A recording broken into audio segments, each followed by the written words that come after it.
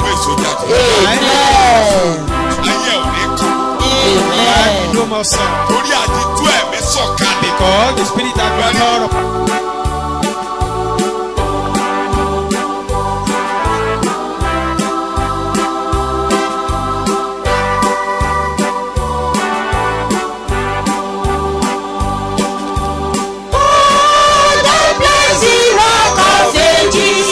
I am trusting on the Lord indeed. I'm trusting. Give it in my journeys ending. Journeys ending. I am See the blessings as I see.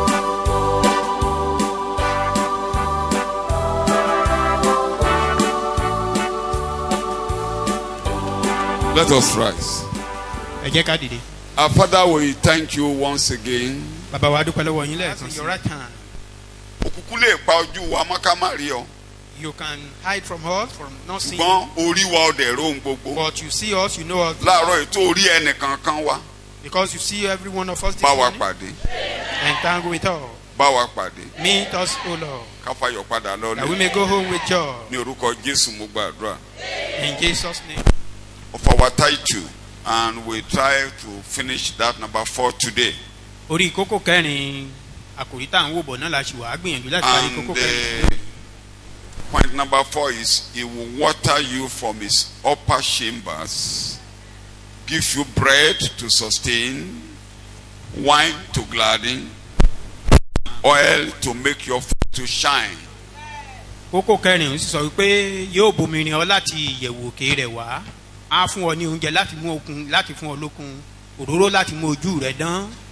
3 important things: food to sustain, bread to sustain, láti fún wa lókun. wine to gladden, Láti òróró oil wáìnì láti múnú wa to dùn. make your face to shine. Òróró láti mú kí ojú wa dán. That will only come from his chambers. Inú ìyẹ̀wù rẹ̀ lélẹ́yìí ti lè wá. And that is when trust him, that's the main title. Ìyẹn lábẹ́ àkórí kókó ńlá gan He nìyí. will open his hand to feed and satisfy you. Simile yóò la ọwọ́ rẹ̀ láti bọ́ àti láti tẹ́ ọ lọ́rùn. I repeat, Mo tún trust sọ. him. Simile He will open his hand to feed and satisfy you. yóò la ọwọ́ rẹ̀ láti bọ́ àti láti tẹ́ ọ That's lọ́rùn. Psalm 104, Orin Dáfídì verse kẹrìnlélọ́gọ́rùn-ún 27 and 28. ẹsẹ̀ ìkẹtàdínlọ́gbọ̀n sí Psalm kejìdínlọ́gbọ̀n. 104, Orin Dáfídì orí kẹrìnlélọ́gọ́rùn-ún. 27, 28. This always are dependent upon you. All this, anybody who depend upon him, Gbogbo ẹnikẹ́ni tó bá ti sinmi lé You are reading. ní ìgbàkúgbà. That you may give them their food in he due will season. give you your food in due season. Á I fún ọ ní repeat, oúnjẹ rẹ̀ ní àkókò when rẹ̀. you depend upon him, Mo tún ti sọ pé tó bá ti he will sinmi lé. give you food in the right time. Á fún ọ ní Amen. oúnjẹ ní àkókò rẹ̀. You are reading. When you give it to them, they gather it up. You open your hand, and they are filled with good things. When on his hand, he will satisfy you with all good things. Amen. Nígbà tí Amen. Ọlọ́run ọwọ́ rẹ̀ á fi ohun gbogbo tẹ́ Amen. Ọlọ́run. Amen.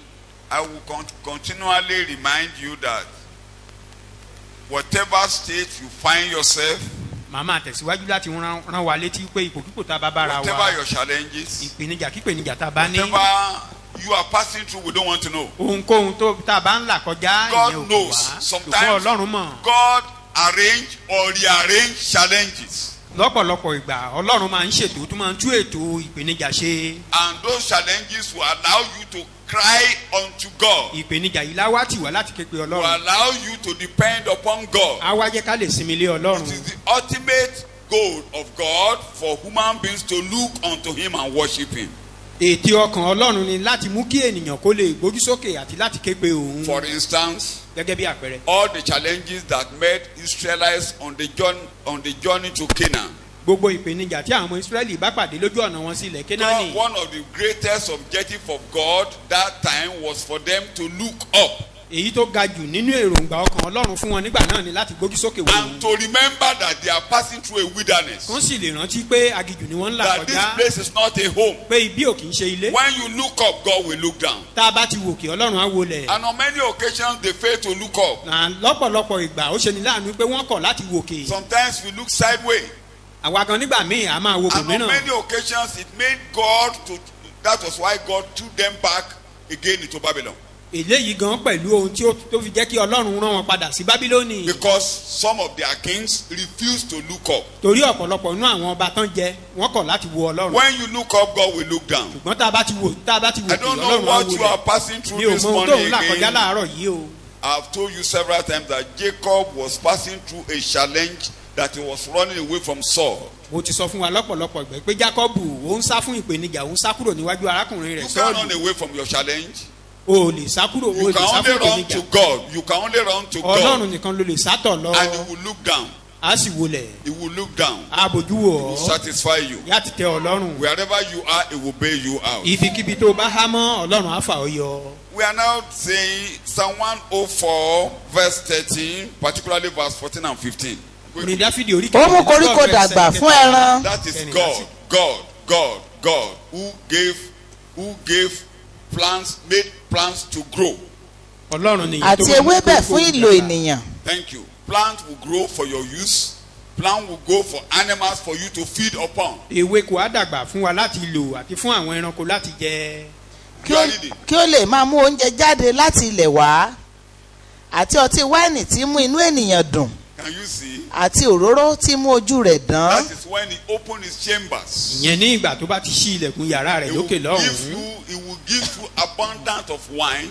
á fún wa ní ọ̀pọ̀lọpọ̀ He will wáìnì give you abundance of food. á fún wa ní Amen. ọ̀pọ̀lọpọ̀ He will oúnjẹ give you abundance of oil to make you to shine. àti ọ̀pọ̀lọpọ̀ Amen. òróró láti mú kí ojú wa dán.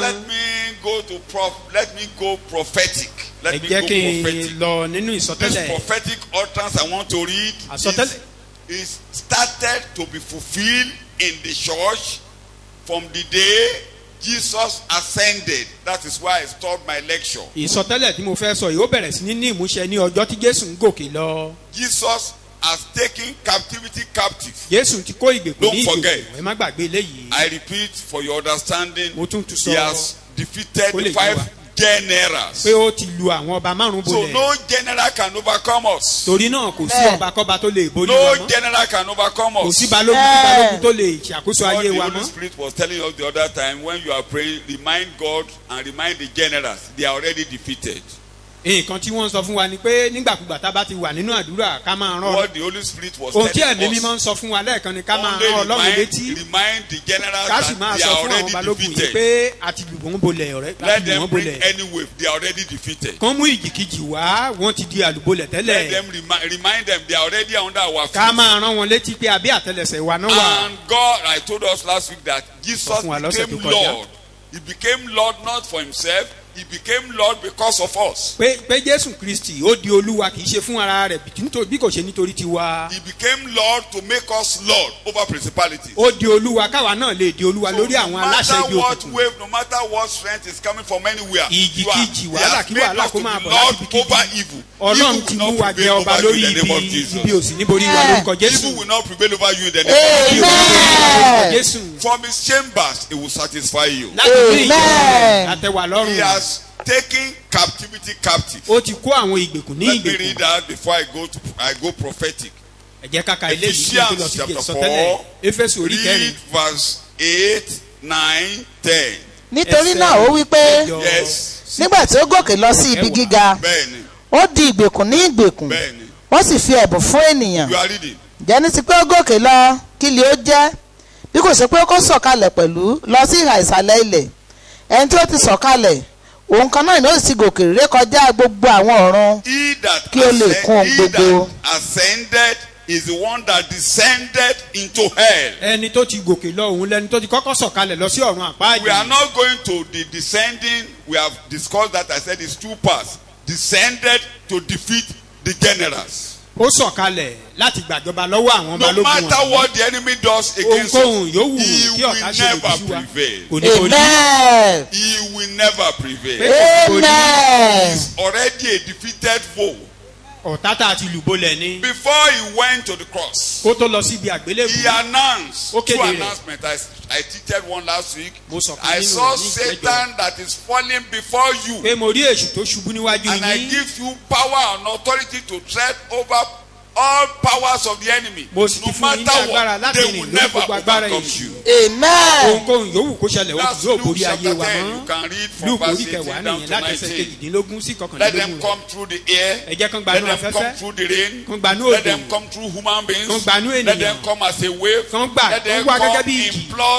plot and in whatever rebellion forces that can come. àbí ìṣọ̀tẹ̀kíṣọ̀tẹ̀ yòówù kan fẹ́ gbé dìde ọ̀nà They kan can náà yòówù never kan wá fẹ́ prevail, gbà and they will wọn ò never lè borí. prevail. Wọn ò lè borí. They will amen. never prevail. Wọn ò lè borí. amen. Never prevail. Wọn ò lè borí. amen. Because they are already defeated. torí pé a ti lù wọ́n bolẹ̀ tẹ́lẹ̀. Like I was saying, I used to raise two questions. Bí mo ṣe Is máa ń it- sọ, mo máa ń is béèrè it ìbéèrè God that méjì. has sent you to come and fight us? pé ṣé ọlọ́run ló rán ọ láti wá bá wa If jà. God has not sent you, you will fail. tí ìbá ti ṣe ọlọ́run ló rán If ọ. God didn't send Dandan wàá you, kùnà. you are fighting against God. tí ìbá ti ṣe ọlọ́run a jẹ́ pé ọlọ́run ló ń bá jà.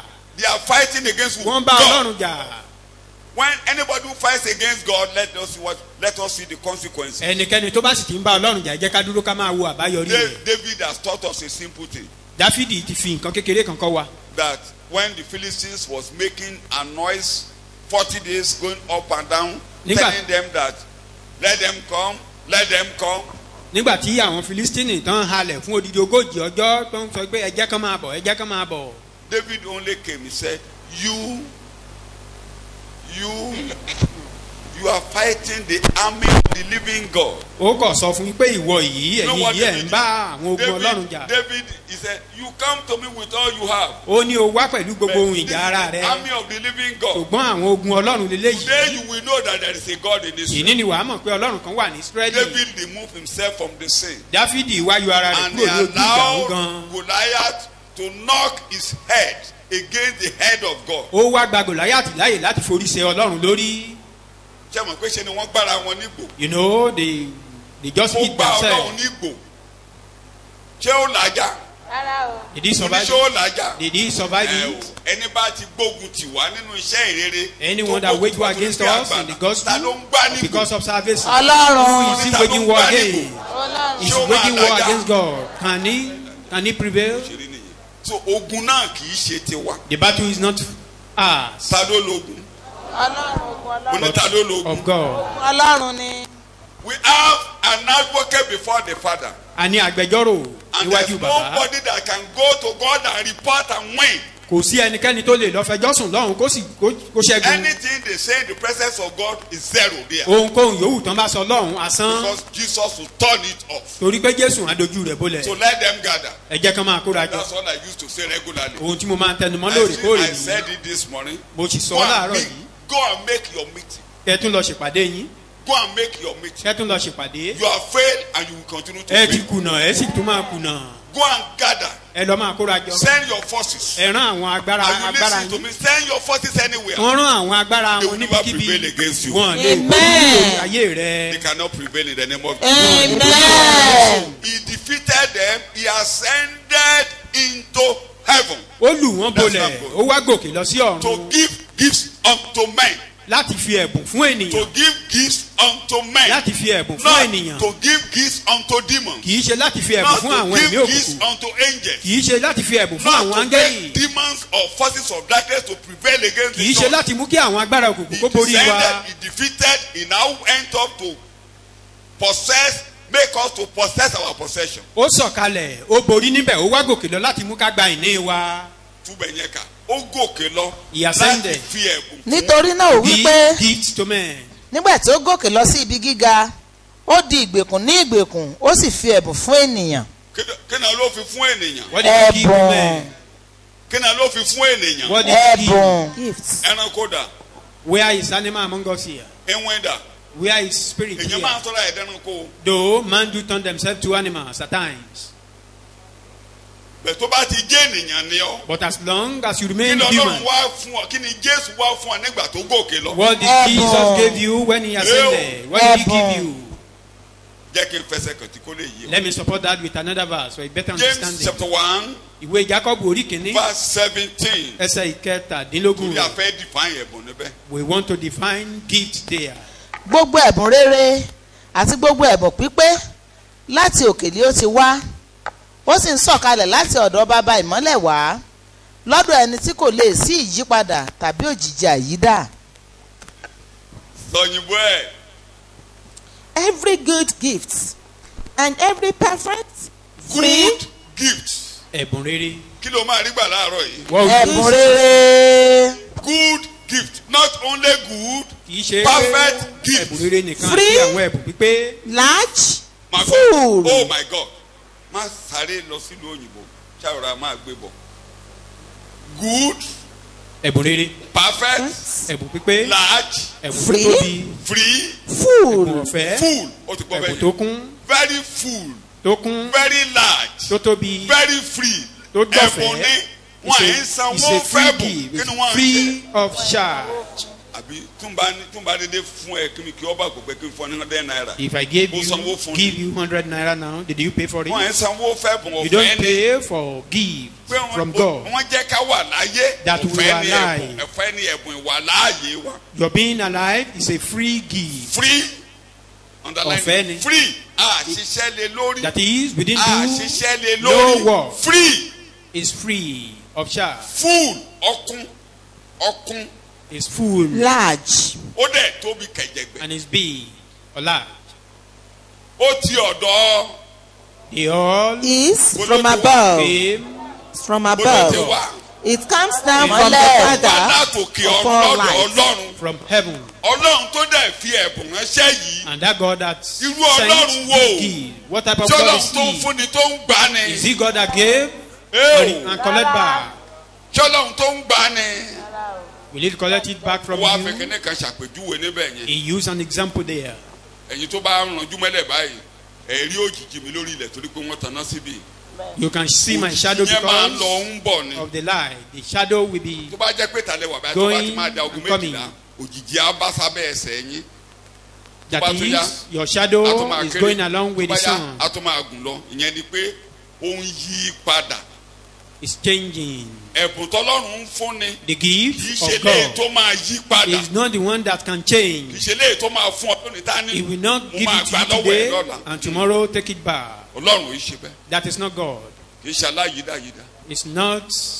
Tó bá ti fún ọ lẹ́bùn, ó fún ọ ni. Once he gave you, Òun ló fi jẹ́ Give pé me. mo máa ń ṣàlàyé pé ètò that is why ìgbàlà I do explain is the issue of full, salvation. free, perfect and final. Okun ọ̀fẹ́ ni Kì í àṣepèsì gbà. ni. He will never collect it from you. All is said about Israel, they passed through persecutions, Gbogbo they ohun tó passed sọ through nípa àwọn affliction. Ísírẹ́lì, wọ́n la All inú is níbí ní said kọjá, wọ́n about la them ìpọ́njú is a kọjá. gift to Abraham. Àfi fún Abraham lórí ni, ó dẹ̀ dúró dọ̀la. Pé Ọlọ́run kò ẹ̀bùn lórí ẹ̀. ni ẹ̀bùn ni wọ́n fún Abrahamu and Kò lórí ẹ̀. it remain forever.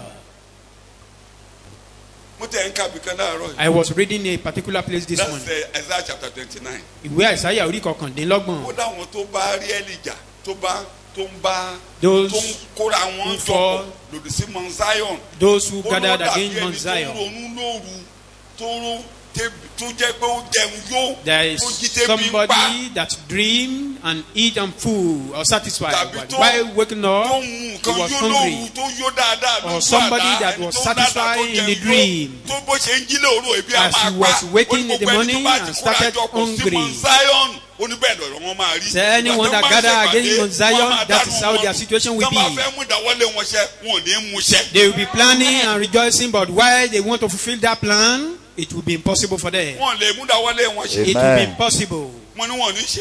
They can't fulfill their Ó plan. lè jẹun lójú àlá kí mi máa pa ọ́. You know, you can eat ò in bẹ́ẹ̀ the lọ́rọ̀ wọn dream rí. and wake up Wọ́n ń be ṣèpàdé hungry. nínú òkùnkùn. Wọ́n ń They yó. were holding Wọ́n ń it yó. in Wọ́n lè kọ́wọ́ wọn the tẹ̀tẹ̀. dark. Tó bá They débi were tó bá máa rejoicing, mú ṣẹ, wọ́n á thinking mọ̀fọ́ lórí ọ̀rọ̀ of rẹ̀. achieving. Amen. The point of fulfilling the plan, Ó ní it gbogbo will be orílẹ̀-èdè tó impossible. kójọpọ̀ sí wọn. All those nations that gathered against Ó ní them, màá tiẹ̀ nà wọ́n lẹ́gbàá. I Pé will- wọ́n I gba wish- pàṣẹ lọ́wọ́ mi, wọ́n tún bá mi na ọmọ mi. I will cane Màá ní them. kí wọ́n jẹ wọ́n ní ìyàlẹ́ That they lórí. receive cane from me and cane my children, I will torture them for that. Ẹ̀bùn tó dáa bolo ti ń A jáde good wá. gift. ọ̀tọ̀dọ̀ emanating ọlọ́run from God. ìmọ́lẹ̀ ọ̀tọ̀dọ̀ ọlọ́run ìmọ́lẹ̀. What are we saying? Jesus ascended into the presence of God to release gift. ohun tí à ń sọ ni pé jésù ń gòkè lọ sí If he has iwájú ọlọ́run not láti tú ẹ̀bùn lé wa ascended, there will lórí be no gift. tí ò bá gòkè lọ kò ní sí A ẹ̀bùn little bit of prophetic. Isaiah chapter 32. àsọtẹ́lẹ̀ níwọ̀nba Reminder ìwé ẹ̀sáyà orí kejìlélọ́gbọ̀n that the time will come. Pé the àkókò time kan ń will bọ̀, come àkókò kan ń that bọ̀. power will come from on high. pé agbára ti When òkè power wá come from on high, nígbà tí what agbára will bá ti happen tòkè wá to the church? kí la wá He ṣẹlẹ̀ sí was ìjọ talking to Israel.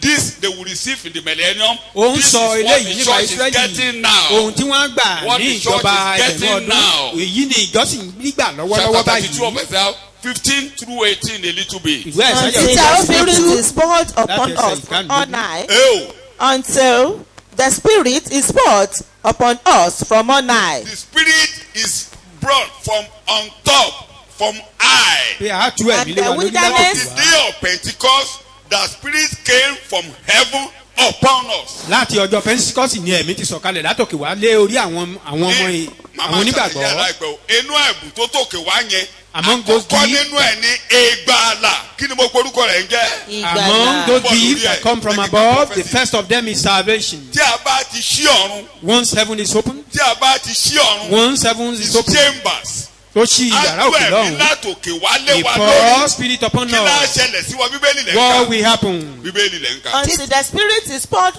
upon us from on high, Yes, and the wilderness becomes a fruitful field. gbogbo ibi aṣálẹ̀ yóò délẹ̀ ọlọ́run. every desert will be Amen. land. Whatever is a desert in your life, you will be fruitful. ohun kan tó bá ní Amen. aṣálẹ̀ nínú Because ayé the wa Spirit bẹ̀rẹ̀ sí í has so come. èso From now, you will be fruitful. pé láti ìsinsìnyí lọ wà á bẹ̀rẹ̀ sí ní so èso Tó bá tẹ ká lóyìnbó máa kan Yorùbá kan máa gbọ́. Títí a ó fi tú ẹ̀mí jáde sí wa lára láti òkè wá. Wọ́n ṣe pé àṣẹfẹ́ tú jáde àti tú jáde àbá not àti tú as jáde if the Àti tú spirit jáde. àbá àti tú jáde. to be Ẹ̀mí pour ti upon dé us ẹ̀mí now, mọ́ but ti it has dé been. tẹ̀m̀pádẹ̀ ti dé. once Holy Spirit Gbogbo agbègbè arrives adélẹ̀ ọlọ́run bíbélì ló wà. every desert Àti will tí become a agéjù fertile yóò fi land. di ilẹ̀ eléso. Wọ́n èso jáde.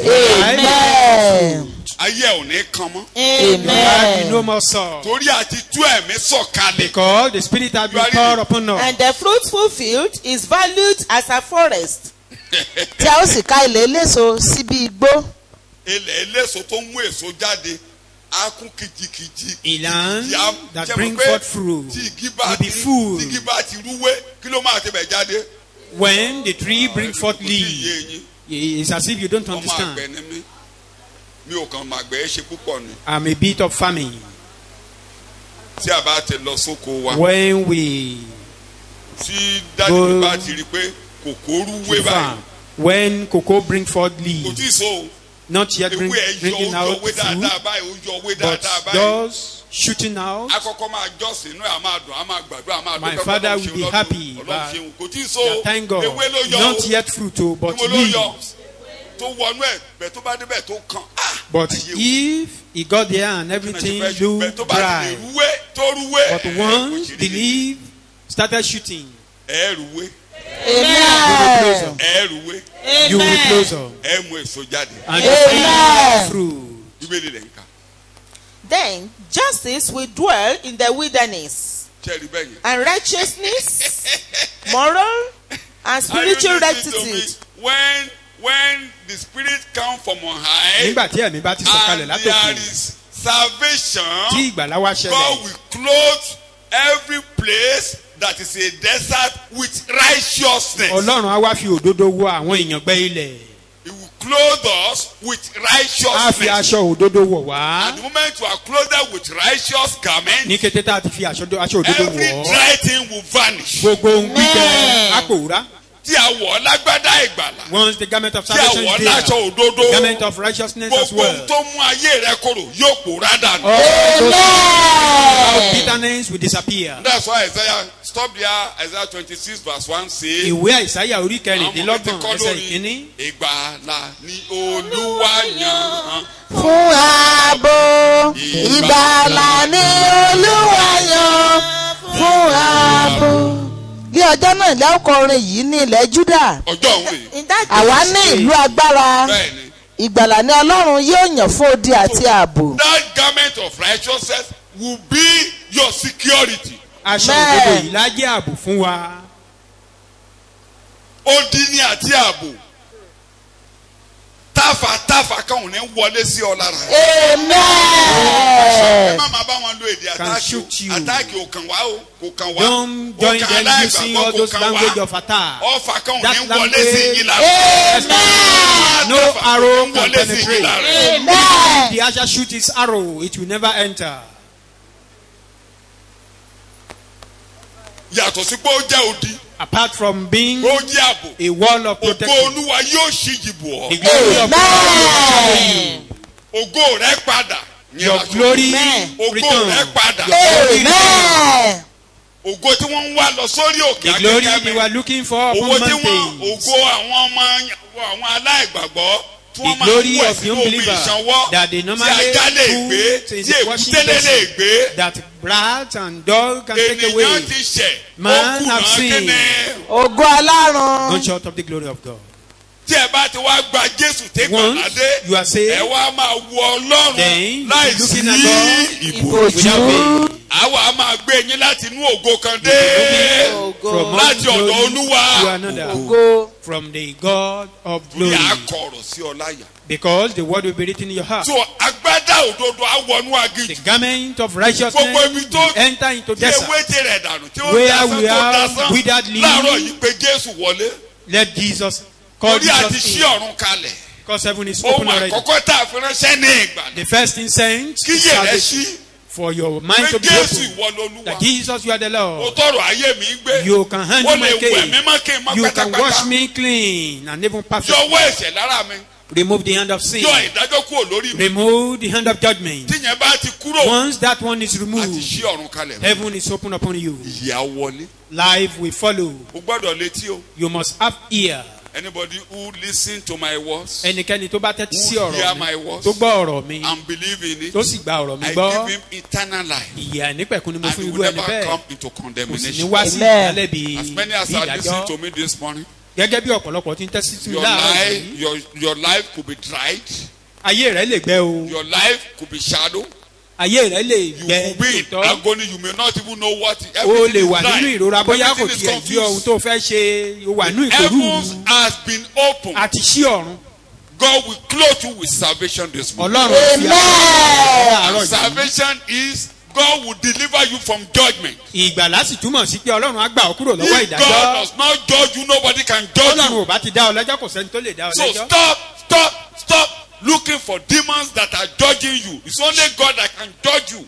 Ẹ ṣíwọ́ wíwá àwọn ẹ̀mí tó ń dá yín lẹ́jọ́ káàkiri. Ọlọ́run nìkan ló lè dá yín lẹ́jọ́. The accusers, Olùfisùn ni wọ́n. they cannot win you. Wọn ò lè borí rẹ. Let the sword of God be removed from your head. Jẹ́ ká yọ idà Ọlọ́run, ká yọwọ́ idà Ọlọ́run And kúrò that lórí ayé sword rẹ. can be removed when you say, God, deliver me. A sì yọwọ́ idà yìí nígbà tó bá ké Deliver pé me Ọlọ́run from Olúwa judgment. gbà mí, pé Olúwa gbà mí lọ́wọ́ Deliver me ìdájọ́. from perdition. Gbà mí lọ́wọ́ ìparun. Deliver me from sin. Gbà mí lọ́wọ́ ẹ̀ṣẹ̀. Deliver me from perdition. Gbà mí lọ́wọ́ I ìparun. don't want to perish. Mi ò fẹ́ ṣègbé. I don't want to perish. Mi ò fẹ́ ṣègbé. Remove your soul from my life. Yọwọ́ idà rẹ kúrò nínú ayé Remove mi. this agony from me. Yọwọ́ ìrora yìí kúrò nínú ayé If you mi. remove the agony, the enemy will shift his base. Tó o bá ti yọwọ́ ìrora, ọ̀tá ṣípò padà. I don't know what you are passing through this Mi ò mọ morning. ohun tó ń là kọjá láàárọ̀ yìí. Just 2 minutes. Ní ìṣẹ́jú méjì Close péré. your eyes. Díjú rẹ níbikíbi tó bá Father, wà. I'm looking unto you this morning Olúwa mò ń wù ọ́ láàárọ̀ yìí. because of the blood of Jesus. Torí ẹ̀jẹ̀ Jésù. Because of the blood of Jesus. Torí ẹ̀jẹ̀ Jésù. Because of the name of Jesus. Torí orúkọ Jésù. Remove your sword of judgment from my head. Yọwọ́ idà ìdájọ́ rẹ kúrò lórí ayé mi. Remove the sword of judgment from my head. Yọwọ́ idà ìdájọ́ rẹ kúrò lórí I ayé mi. hold on to the blood of Jesus. Ẹ̀jẹ̀ Jésù ni mo rọ̀ mọ́. Remove the sword of judgment from my head. Yọwọ́ idà ìdájọ́ kúrò lórí ayé mi. Have mercy on me, O God. Ṣàánú fún mi Olúwa. I don't want you to judge me. Mi ò fẹ́ kó o dá mi I don't want you lẹ́jọ́. to fight me. Mi ì fẹ́ kí wọ́n Ọlọ́run bá mi jà. Lord, I'm looking for your mercy this morning. Àánú rẹ ni mò ń bẹ̀bẹ̀ fún láàárọ̀ I yìí. hold on to your Mo name. rọ̀ mọ́ orúkọ I rẹ. hold on to your Mo blood. rọ̀ mọ́ ẹ̀jẹ̀ rẹ. The blood of Jesus. Ẹ̀jẹ̀ Jésù. The blood of Jesus. Ẹ̀jẹ̀ Jésù. The blood of Jesus. Ẹ̀jẹ̀ Jésù. To wash me. Kó wẹ̀ mí. In the name of Jesus. ní orúkọ jésù In Jesus' name we pray. ní orúkọ jésù ní Father, we àgbàdúrà. believe you this morning. bàbá àgbà yín gbọ́ láàárọ̀ As yìí many as have called upon your name this gẹ́gẹ́ bí morning. ọ̀pọ̀lọpọ̀ ṣe ń ké pè yín láàárọ̀ yìí Because they called on the name of torí Jesus. pé wọ́n ké pe orúkọ And you jésù have opened the heaven. o sì ti sílẹ̀kùn All wọn. the sword of judgment on their head, let it perish. gbogbo idà ìdájọ́ lórí wọn kó máa ṣègbè lórúkọ Open the jésù door of mercy on them, O kí God. ilẹ̀kùn àánú kó máa sílé They wọn are lórí delivered. á ti gbà wọ́n They are delivered. á gbà wọ́n amen From death unto life. kúrò nínú ikú They sí will ìyè never come unto wọn ní condemnation. wá sí amen Never be judged by you a kì again. yóò àwọn Amen. ọ̀dọ̀ If rẹ you mọ́ don't judge them, tí wọ́n lọ́rùn bá any ti dá wọn judgment lẹ́jọ́ against them from anybody, you God will fight them. ìdájọ́ kí Amen. ìdájọ́ ti ọ̀dọ̀ ẹnikẹ́ni ìwọ ọlọ́run abárú ẹni bẹ́ẹ̀ jà Clothe them with righteousness. ẹ fi aṣọ òdodo amen Clothe them with ẹ fi righteousness. aṣọ òdodo Amen. wá And make them fruitful. kẹ́sì mú wa so èso In Jesus' name we pray. ní orúkọ amen àdúrà In Jesus' name we pray. ní orúkọ jésù ní àgbàdúrà Shout hallelujah. ẹ ké hallelujah hallelujah Oh, let me explain two things. ẹ jẹ́ kí n ṣàlàyé nǹkan Righteousness, méjì òdodo which is salvation, tí ṣe ìgbàlà is a wall and a buckler. ó jẹ́ odi àti ààbò Thank you very much. Not only that, bẹ́ẹ̀ nìkan kọ́ salvation has a horn. ìgbàlà ní ìwo When you are saved, tó bá ti dẹni ìgbàlà the horn of salvation is placed on your head. ìwo ìgbàlà wà lórí rẹ Okay. Luke chapter 1, ìwé lùkù orí kìíní verse 69. ẹsẹ̀ ìkọkànléláàádọ́rin Àti gbé ìwo ìgbàlà sókè. the horn of salvation have been raised Ìwo ó sì ti gbé ìwé ìgbàlà sókè fún wa ní ilé dáfídì ọmọ ọ̀dọ́ rẹ̀ ìgbàlà. And he Horn has of raised up salvation. a horn of salvation, a mighty and valiant helper, the Horn. author of salvation. Horn of salvation. ìwo ìgbàlà Ìwo yẹn la máa gbé ọ lórí. this horn will be Orí ìwo yẹn la ti upon you máa da òróró sí ọ. it is through this horn that oil will be poured upon you Òmìn ni a gbé sókè bí tàgbà ń rere. òróró títún ní jésù dá lémi ní orí agbèmí nílé olúwa bíbélì ṣe mọ́ mi. Let me explain in a very simple language Ẹ which jẹ́ kí n you know ṣàlàyé as ní a èdè tá a yé wa reminder gẹ́gẹ́ bí when you are ìrántí saved. tá a bá ti di ẹni You are ìgbàlà now possessed of the spirit of God in you. ẹ̀mí ọlọ́run ti wá ń gbé nínú And wa that spirit of God has 7 eyes, 7 horns. ẹ̀mí ọlọ́run yìí ó ní ojú méje That's àti ìwo Revelation méje chapter 1, chapter Ìfi- 4. We cannot be going to ìwé this. ìfihàn orí kẹrin nìyẹn It has 7 eyes ó ní ojú méje and it has 7 ó horns. sì ní ìwo méje And that Jesus himself with 7 horns will live in you. jésù fúnra rẹ̀ tó ní ìwo méje á wá máa gbé nínú wa When you want to understand how horn is used, go and read Daniel. tá a bá We'll get there fẹ́ very soon. kí òye bí ìwo will see- bí ìwúlò You will ìwo see the kálíkàyé dáníẹ́lì ram with 2 horns. ibẹ̀ láti rí àgbò oníwo And méjì you will see a he-goat with a single àti horn, òbúkọ oníwo kan which nobody can deliver from his hand. tí ẹnikẹ́ni ò sì lè And gbà lọ́wọ́ rẹ̀ that he-goat defeated the ram. Ì- òbúkọ oníwo kan yìí ó sì lu àgbò oníwo méjì yìí bolẹ̀ When you see it again, you will see that he-goat, the single horn was broken into pieces, and 4 horns got up from a it. rí i pé nígbà tó ṣe òbúkọ oníwo kan yìí ìwo yìí ó ṣẹ́ mẹ́rin mìíràn wá yọ And you will láti see orí again in ẹ̀ tún wá rí Daniel, there nínú is an dáníẹ́lì kan náà animal, the last animal that will rule this world ẹranko tí yóò darí ayé yìí kẹ́yìn has 10 horns. ó ní ìwo mẹ́wàá How many? Eh?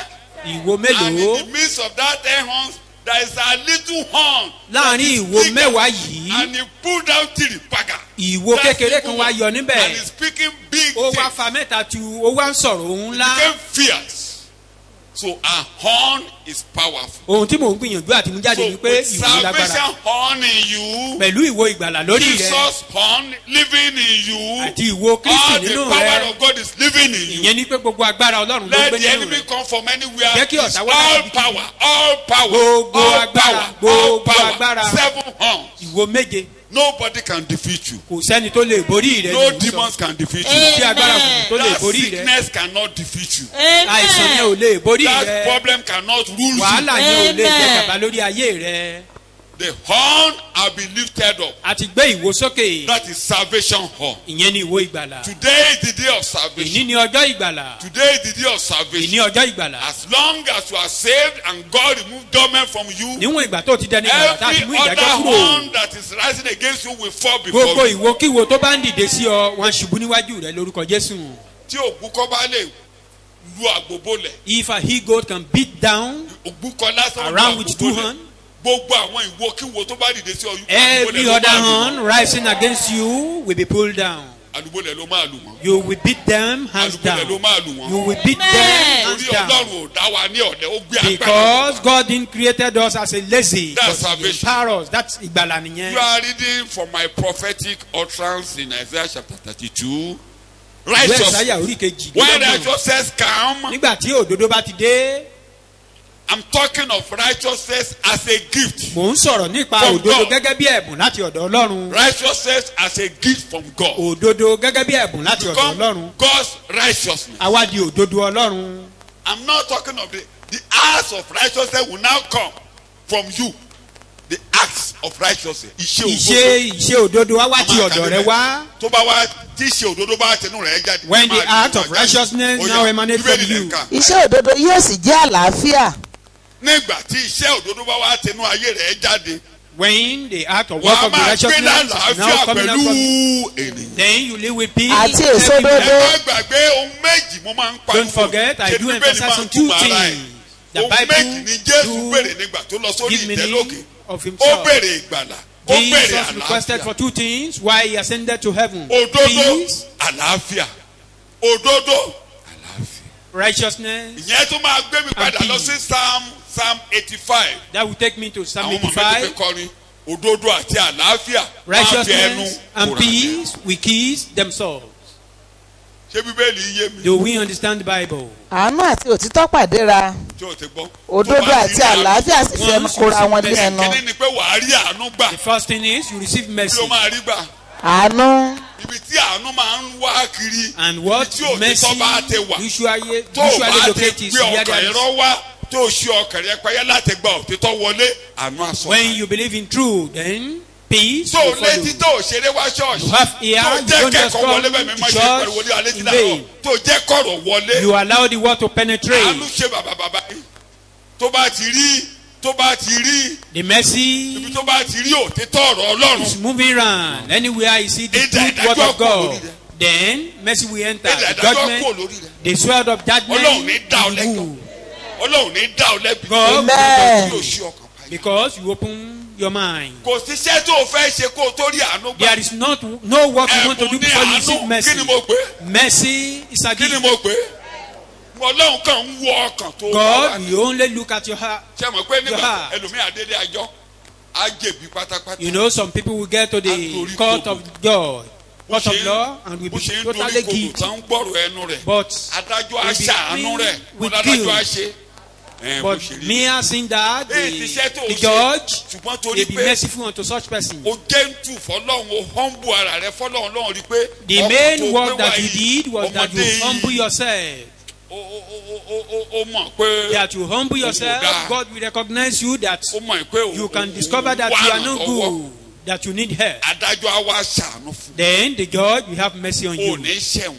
You will not be jailed. Ìdà tó yẹ kó pa ọ́ ní pa ọ́. The sword that is to kill you will Ọlọ́run ló not do máa ń rán that. ẹ̀dà sí ìyàn. It's God that you send Saul. Ọlọ́run ló máa ń rán èèyàn sí ìyàn. God can send man to you. Ló máa ń rán ikú lé èèyàn káàkiri. He can send death Tí after men. tó bá ti ní kó gbé ìdà ẹ̀ sígbó, ó gbé ìdà Once rẹ̀ you command sígbó. him to throw away his sword, Ìdà Ọlọ́run ní he will bá obey. yín jà mọ́. The sword will Amen. fight you. Má ṣeré wá ṣọ́ọ̀ṣì o. Don't come to church in vain. Òtítọ́ The truth àánú á tẹ̀lé wá. and the mercy will follow. Tí àánú bá ti tẹ̀lé, Once the mercy kí ló follows, máa tẹ̀lé bí ẹ what ṣe will ń kà follow? yìí?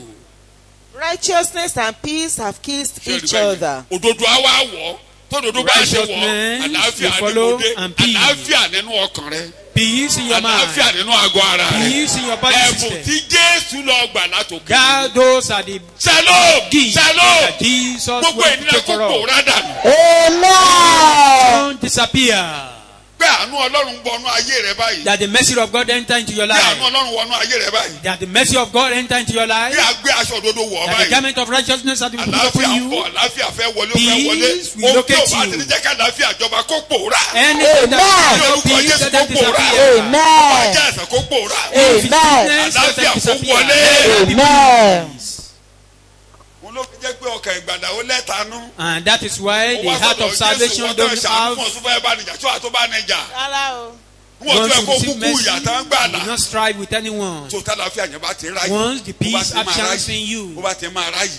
if A máa there ka will be débẹ̀. chance for peace, A máa bímọ ní. it will be A máa ka débẹ̀ procreating. sọtẹ́lẹ̀ yẹn sọ́tán. A máa bímọ ní. Iṣẹ́ òdodo yóò sì jẹ́ àlàáfíà Kí o tó gbọ́ bẹ́yìn. àti èso òdodo yóò jẹ́ ìdákẹ́jẹ́ ohun ààbò títí láé. Ààbò láé láé Security Ààbò forever. láé láé. You are secure Amen. Sáré forever. ìgboro ikú òní bí ọ. Even if you sleep Bẹ́ẹ̀. outside, Wọ́n ní ìdá ń know jà bẹ́ẹ̀ that ìdá ò ní wọlé wá if bọ̀ sword wá. is fighting, it will never come to your house. Láé láé. Ààbò Security láé, forever. láé, láé. Protection Ààbò láé, forever. láé, láé. Amen. Boko Haram mẹ́ẹ̀ẹ́dógún ò lè dá ọ pa. Even Amen. thousands of Boko Haram cannot kill you. Àwọn ènìyàn mi yóò sì máa gbé ibùgbé àlàáfíà Èrè ewu ọ. Don't you like that? àti ní ibùgbé ìdánilójú Tí ọkàn rí á balẹ̀. àti ní ibi ìsinmi. Wọ́n ní dọ́là jáde $1,000. Ọkàn rí á Even if they ibùgbé say ìdánilójú. Dollar Yes. is down. Ibùgbé ìdánilójú. The place of assurance. Ọkàn rí á balẹ̀. You'll be quite assured of your life. Ibùgbé kí ni mo pè é? ìdánilójú àti ní ibi ìsinmi ìparọ́rọ́. Ibi ìsinmi kí ni wọ́n pè é? Ìparọ́rọ́. A silence, place of rest. Sọ̀yìnbó. Àbẹ̀wò tí 32 mò ń ka Isaiah 32 I read from verse 15, 16, 17 and 18 ló ń kà tó mi pàyàjọ́ jáde lérí èṣù ni. N tó máa léṣù lọ nìyẹn. Èṣe let them die. Isaiah 32 verse 17. Let them die. Ṣùgbọ́n yóò rọ yìnyín. And the effect of righteousness will be peace. Peace. Internal and external. Kí ni wọ́n pè é? Nínú àti lóde. External. Nínú Kí ni wọ́n pè lóde. é? Nínú àti lóde. Eo. Internal Nínú and àti Nínú external. ọkàn ẹ sọ bẹ́ẹ̀. Nínú ọkàn mi. In my Say that Nínú yourself. egungun That mi. peace In my in my bones. heart. Peace Nínú in my ẹ̀jẹ̀ mi kí ni bone. o? Peace in my bone.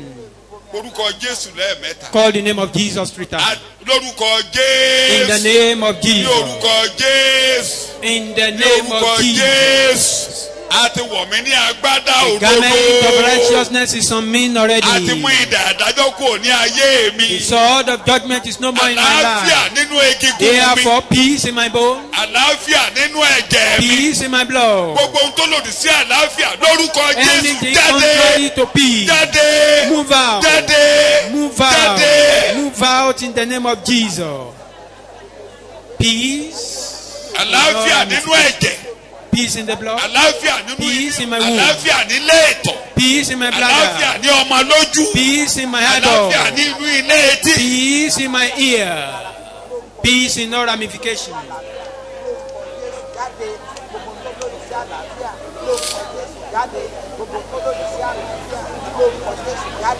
Àlàáfíà ní àgọ́ ara mi báyìí. Peace in my body system. Àlàáfíà ní orúkọ Jésù ní àgọ́ ara Peace mi. in the name of Torí àti Jesus. wọ̀ mí lágbádá òdodo. Because the garment of Operation righteousness is gbálẹ̀ upon kó me. gbá àrùn dànù. Ní Therefore, orúkọ Jésù let kó the gbá power of àrùn God dànù. sweep them all. Àlàáfíà kó gbá àrùn dànù. Peace Shalom. sweep all Shalom. sicknesses. Shalom. Àlàáfíà. Shalom. Àlàáfíà. Shalom. Àlàáfíà.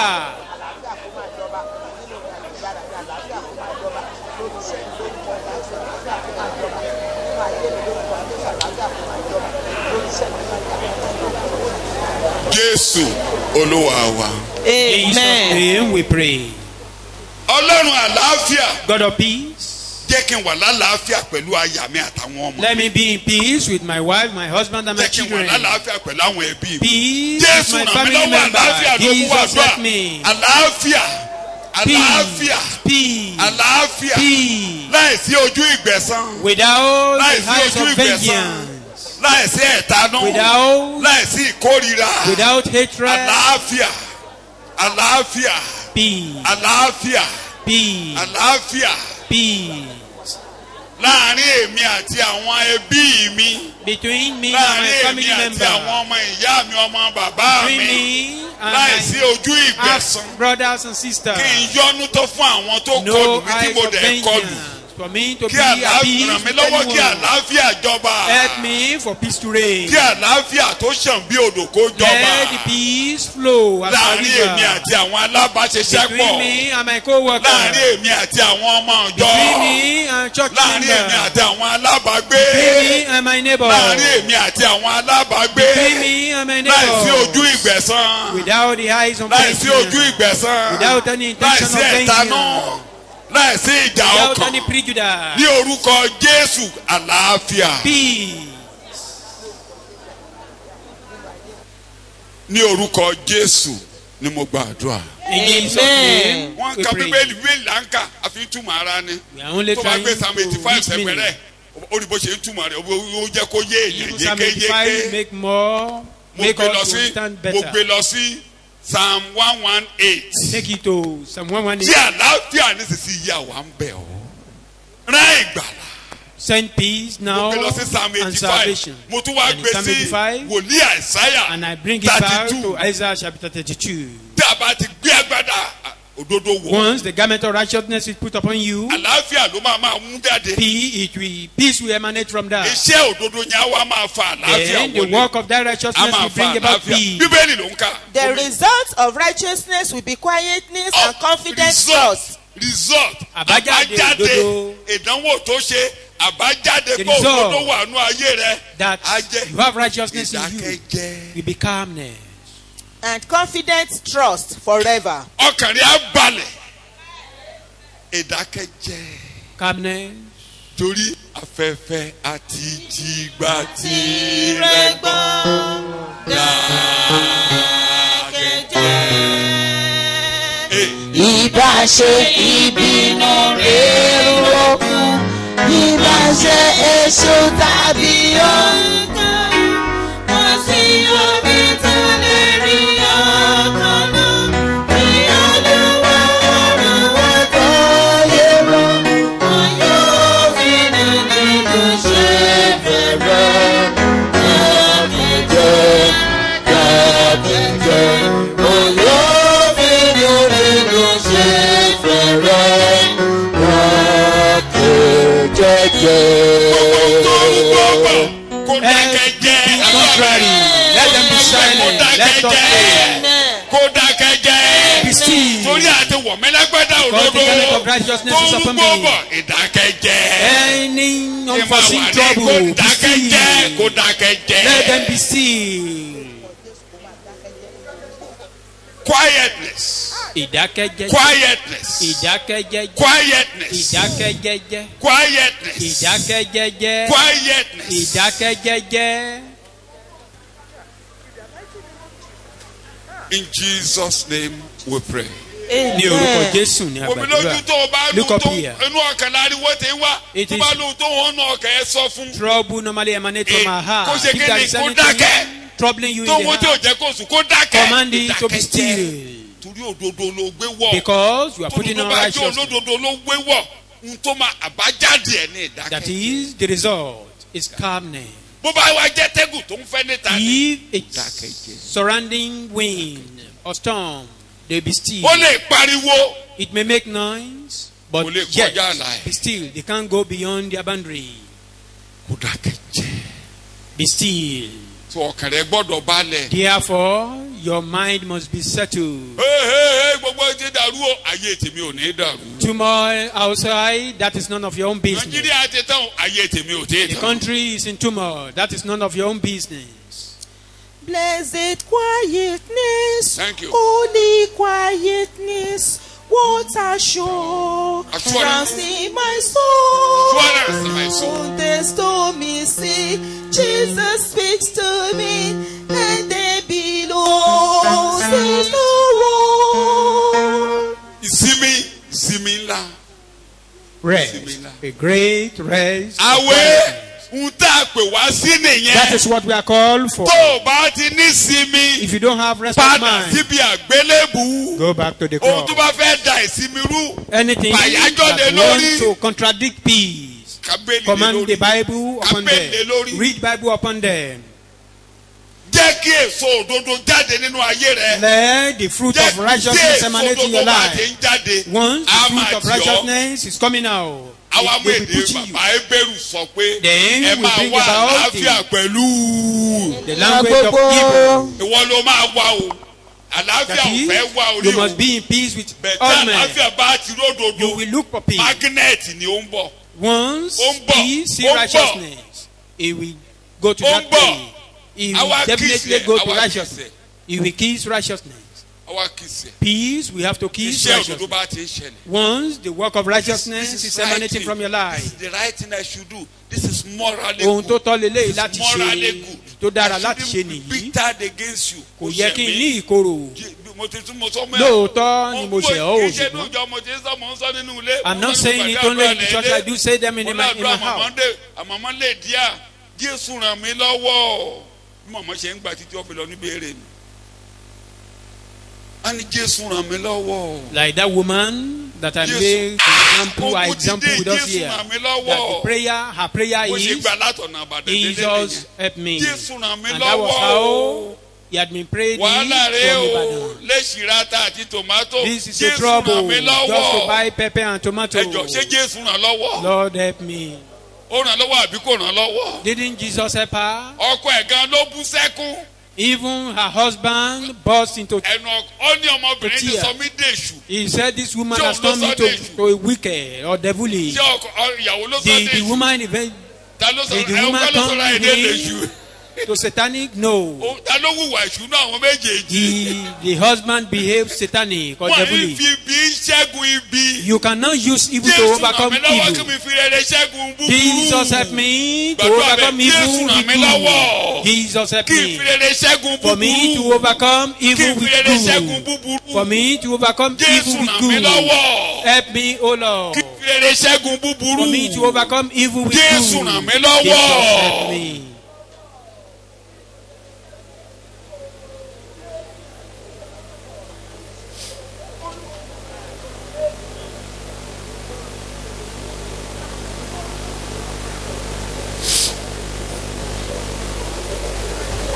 In Jesus' name we pray. Ní orúkọ Jésù ni àgbà. Ọlọ́run á máa gbèjà rẹ ṣáá ni. God will be fighting for That's you why we always. said David, I said it regularly. Mo máa ń sọ lóòrèkóòrè. The man after God's heart. Ẹni bí ọkàn Ọlọ́run ni Dáfídì. Ṣe ẹlòmíràn ní Ọlọ́run pàṣẹ ọba ní sùn. Some people may be saying God is partial. He have an affair with some people. Does that mean you've never seen since you are saved? Ọlọ́run ní rí yẹn. God will not see it. Tó o bá ti ní ọkàn àlàáfíà, Once you have the Ọlọ́run heart ní of rí peace, yẹn. God will not see your sin. Ọlọ́run ní rí yẹn. God will not see it. Ètò Ọlọ́run á ṣẹnu ayé The hand rẹ̀. of God will be fulfilling your life. Ọkàn mi ni. That is my mind. Ohun méjì ló fi jèrè Ọlọ́run. He win God Mo through tún two sọ things. ní jẹjọ. Tó I said ìkẹ́ni kò sí òrìṣà. Tógun bá dé, akúnlẹ̀ àdúrà. Anytime there is war, Ó ní we bow ogun down dìde before sí God. mi. Say, Eléyìí lè battle bí ó rise ṣe against tó me. máa kásámù á máa bá If máa you ké pé listen, that I will máa call ké. upon you. Nínú eléyìí ni ọkàn mi yóò ní. I will call upon you in this with my heart called Ọkàn mi ti you. mú ọ̀nà kan. My heart is fixed. A máa ké. A We will máa be ké. crying Inú unto the ogun ló ń God to ké God. yẹn. Even Ọ̀pọ̀lọpọ̀ gìtá yẹn. during the Inú battle. ogun ni wọ́n. all those is Mo ti sing gbé or Olúwa ka chorus. iwájú mi. I've set God before me. Nínú wàhálà ni o rò pé ṣe It ló mi was jẹ̀bà in the lọ́wọ́ trouble. nígbẹ̀. Do you think he was eating then, Tí ló ń mu àti búrẹ́dì. taking tea and Mo bread? gbé Olúwa ka iwájú mi. Set God Ó before ń bẹ ní me. ọwọ́ ọ̀tún mi. He's by my right hand. Ọkàn mi sóò balẹ̀. My hand, I'm so Kì yóò fi confident. mí sílẹ̀ sí He ipò will kú never yìí. leave me. Kò dẹ̀ mọ́ kó n sọ àsọtẹ́lẹ̀. Kò ní jẹ́ kí wàhálà mi ò ní lè dé bàjẹ́. That he is, I will not see Iwájú rẹ ní corruption. ẹ̀kúnrẹ́rẹ́ ayọ̀ In wá. your presence is the Bàbá, fullness of bàbá, gbogbo joy. nìyẹn. Ọlọ́run ní ọmọ ni. God said that is his son. Ṣé Ọlọ́run á pè ọlọ́mọ bẹ́ẹ̀? Will God call you his son? Láàárín wàhálà yìí. Even in the need of I trouble. was saying it on Tuesday. Mò ń sọ Where do lọ́jọ́ you go? Ibi ọjọ́ ajé tó crisis. kọjá. Ibo là ń lọ. You know we are Lọ́jọ́ born. wàhálà. Yàléyàlé ni wá. You know, we were born Àwọn to bàbá go ńlá from wa one ń place to yálé. another. Wọn ò máa kan mí We ìlú inherit yálé. them from our Tó o bá bọ̀, wà á kó parents. padà sídìí If you are not free from that, àtẹwọ́ sọ̀rọ̀. before you know it, you go back to the palm readers. òun ló bá wọn yàn débi 7 book of Moses. That is what led some tó people o to using bá the ti book of gba Moses. Ọlọ́run gbọ́, If you don't wàá believe wá God, gbára lọ. you look for power elsewhere, wà á dẹ̀ rọrùn. and you put yourself into trouble. tó o bá ti ka 7 book of Moses wà á yá wèrè. When you read 7 book of Moses, there Wọ́n is wá agbára probability Mósè. that you become insane. bí mo ní wọ́n ń ṣe. They are looking for the power of Moses. mo máa ń sọ regularly. I do say it here. gbogbo ọ̀nà lọ́lọ́run fi dá. God is good in all Kí ni mo wí? ways. o God is good in all Ọlọ́run ṣe. ways.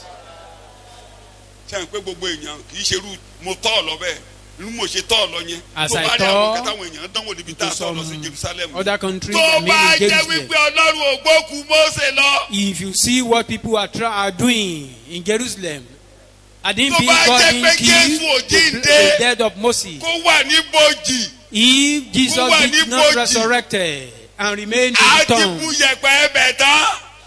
there is possibility that people might have even removed all the sound there.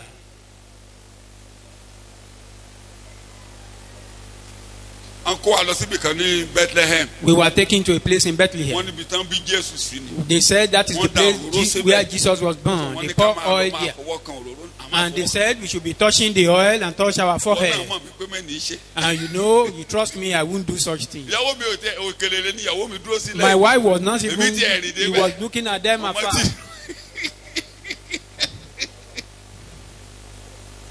ibi tí a tán pè ní àríyànjiyàn wà There was lórí ibi tí a controversy sin Jésù sí. ọ̀nà that méjì is ni wọ́n fi hàn wá. where Jesus was buried. They show us two wọ́n pè places. ní kòtò wọ́n ní ká lọ máa fọwọ́ kan bẹ̀. And they said we should go and touch the place. àfọwọ́ kan bẹ̀ àwọn èèyàn dúró níbẹ̀ náà tètè kú òkú jẹ́ kí lọ́ọ́ fi bọ́ síbẹ̀. lókòtò shout hallelujah. Hallelujah. sọ pé ó jíǹde Said he, ó jíǹde No. Jíǹde. ó jíǹde Ó jíǹde. lórí ẹsẹ̀ rẹ̀ ó wà láàyè on your síbẹ̀ feet. wà He's láàyè ó alive. wà láàyè You síbẹ̀ are Ó wà láàyè alive. ó wà láàyè He síbẹ̀ is alive. ìwọ ni olúwa mi You are my Olúwa Lord. mi. olúwa mi You are my ó wà Lord. láàyè You are síbẹ̀. Wà láàyè alive. síbẹ̀. Ah, Olúwa o. Jésù olúwa wa. In Jesus' name we Jókòó. pray. Sit down. ẹ̀yin náà ẹ wo Imagine that. mo sọ lójú mo ní. I said mo it máa here. ń gbà tí a ká tó kúrò ní hall. Before- lọ́dà fẹ́ lọ sí Western Wailing Wall. We want to go to ibi the tí wọ́n rò pé Wailing ara Wall, wọ́ọ̀lù Temple Solomoni. where tí they ò wó thought tán. is part of the temple of Solomon, wọ́n ní kò wó tán. the part of it that remains. bó o débẹ̀ lónìí If you get there lójú today, èdè tó mọ̀ yìí. I mean wọ́n today, mú ẹ̀bẹ̀ àdúrà lọ sínú gànà.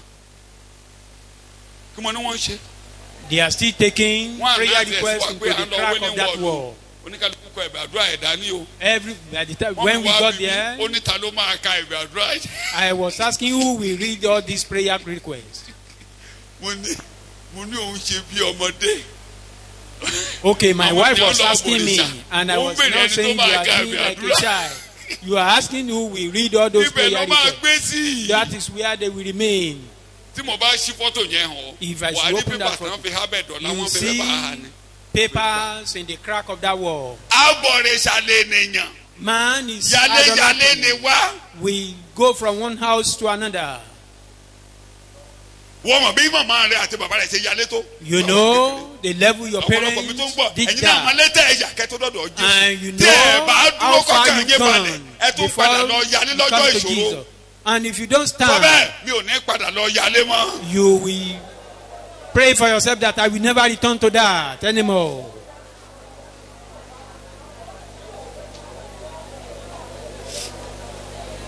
sàmì ẹ̀ Say amen. amen. Amen. ẹ̀yin ọ̀dọ́ mo fi ń bá yín sọ̀rọ̀ lè dádúrà gbà I'm kúnlẹ̀ ó talking gbàdúrà to you. gbàdúrà iná máa Pray. gbàdúrà kan tó gbà á. Kneel down tó o and bá pray. gbàdúrà wọn á yálé fún ẹ. If you don't pray, àwọn girama tí màmá ẹ̀ bá gbàgbọ́ tó bá ṣe ní girama morúkọ ẹ̀ lọ́lé aládùá. they will take your name to the house of prophet. kò fẹ́ marry wọn á morúkọ ẹ̀ lọ́lé You want to aládùá. marry, they take your tó name bá to ti the ní place, house of grandpa lọ síbi tó yẹ prophet. kán lọ. And grandma will take your name to anywhere. tó o bá dẹ̀ ṣọ́ra tí girama ló máa gbàgbọ́. And if you are not careful, you will have to Àbí obey ẹ̀yẹ náà that. wọ́n mi jókòó sí yẹn. mo kúkú máa kó lábẹ́ àkóso wọn sí.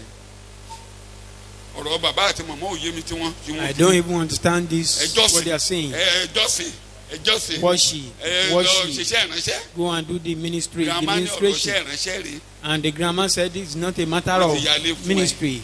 They will just give you the message from the prophet. a ò ní option ju yálé ìkẹtẹ́ rí tí àwọn ará alálùpàjúdà tó ń ṣe ní tí Nebuchadnezzar ní kábàáhùn ṣe yẹn gẹ́lẹ́gẹ́lẹ́. That is what Bí gbogbo wa those ṣe níbi tá shamans a ti did wá. for Nebuchadnezzar.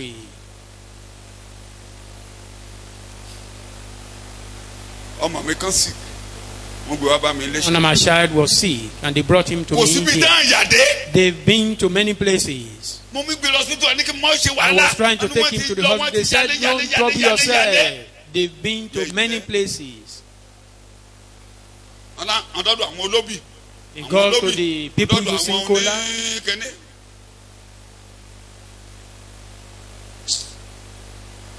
àkàrà oògùn ṣé o rántí ẹ. The man mentioned. ẹ o ó lóun da obì ó ní gbogbo ẹ dojú dé ó lóun ṣí méjì sókè ó lóun dojú méjì dé ó lóun ara iná fi tú ká bíbélì káyé ẹ dá Read mọ́jà ń kó Bible. bá ọ. Don't allow anyone to implicate you. bọ́n rìnrìn sí àbọ̀ ló dojú dé sọ bẹ́ẹ̀ ayé tèmi ò ní dojú dé. Even if they see wrong prophecy against you, tell them it will never come to pass. back to sender. Pé kó máa padà síbi tó ti ẹsẹ̀kẹsẹ̀ tán wá. bá ti ń sẹ̀ràn burúkú sí ọ ní kó máa dá padà. Immediately they are telling you or giving you that prophecy. mo dá padà. Turn it to them. You reject it. àkọọ́lẹ̀ burúkú kó padà. Any back to sender. contrary document will never come to pass over me.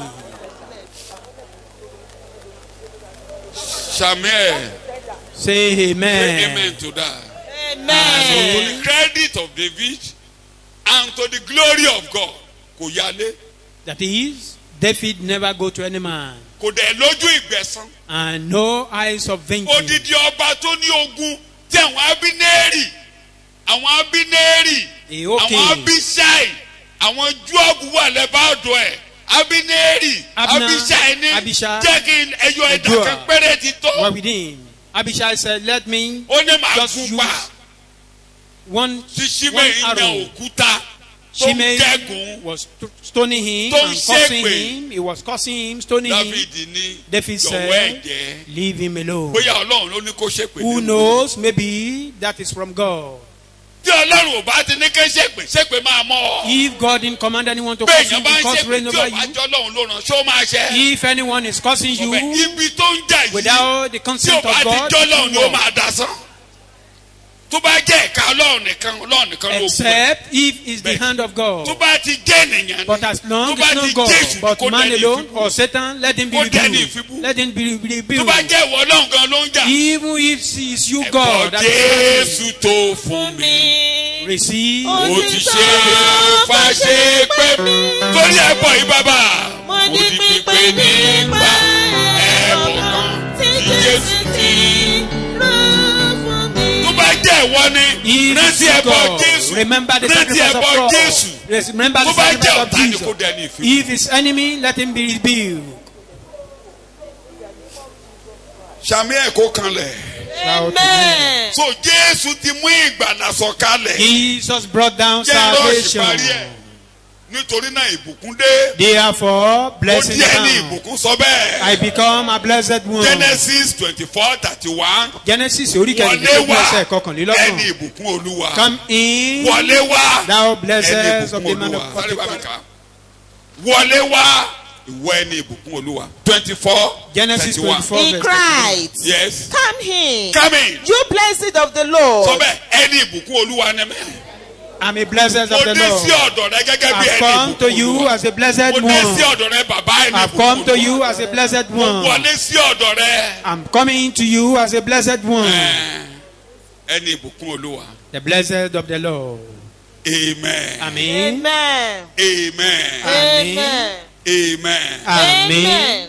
Ìbùkún yẹn á máa bá ọ lọ. That blessing will accompany you. Ojú èrè yẹn á máa bá ọ lọ. That favor will Amen. Tó accompany mo you. sọ ní jẹjọ. I said it Tó o last bá week. ti ń súre fún àwọn Once you ènìyàn. bless people, Tó ń bless wọn tó o ṣe pé. you bless people you don't curse. Ojú èrè á máa bá ọ lọ. The favor will accompany you.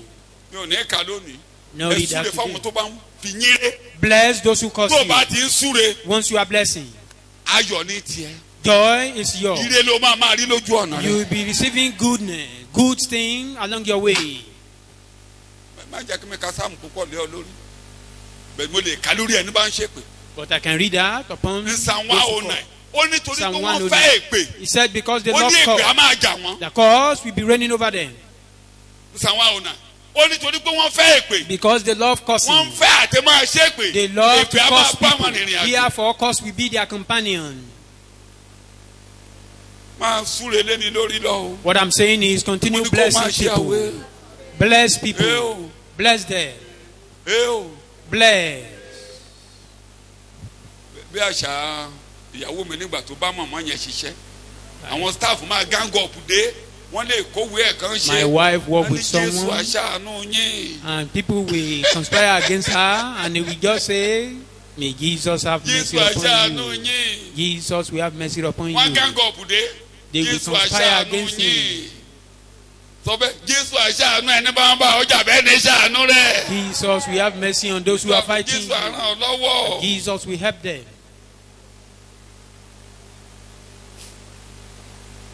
má ṣe pé o Don't curse. mo ní kó o má ṣe. ọ̀nà rẹ̀ á máa là. There will be open doors for you.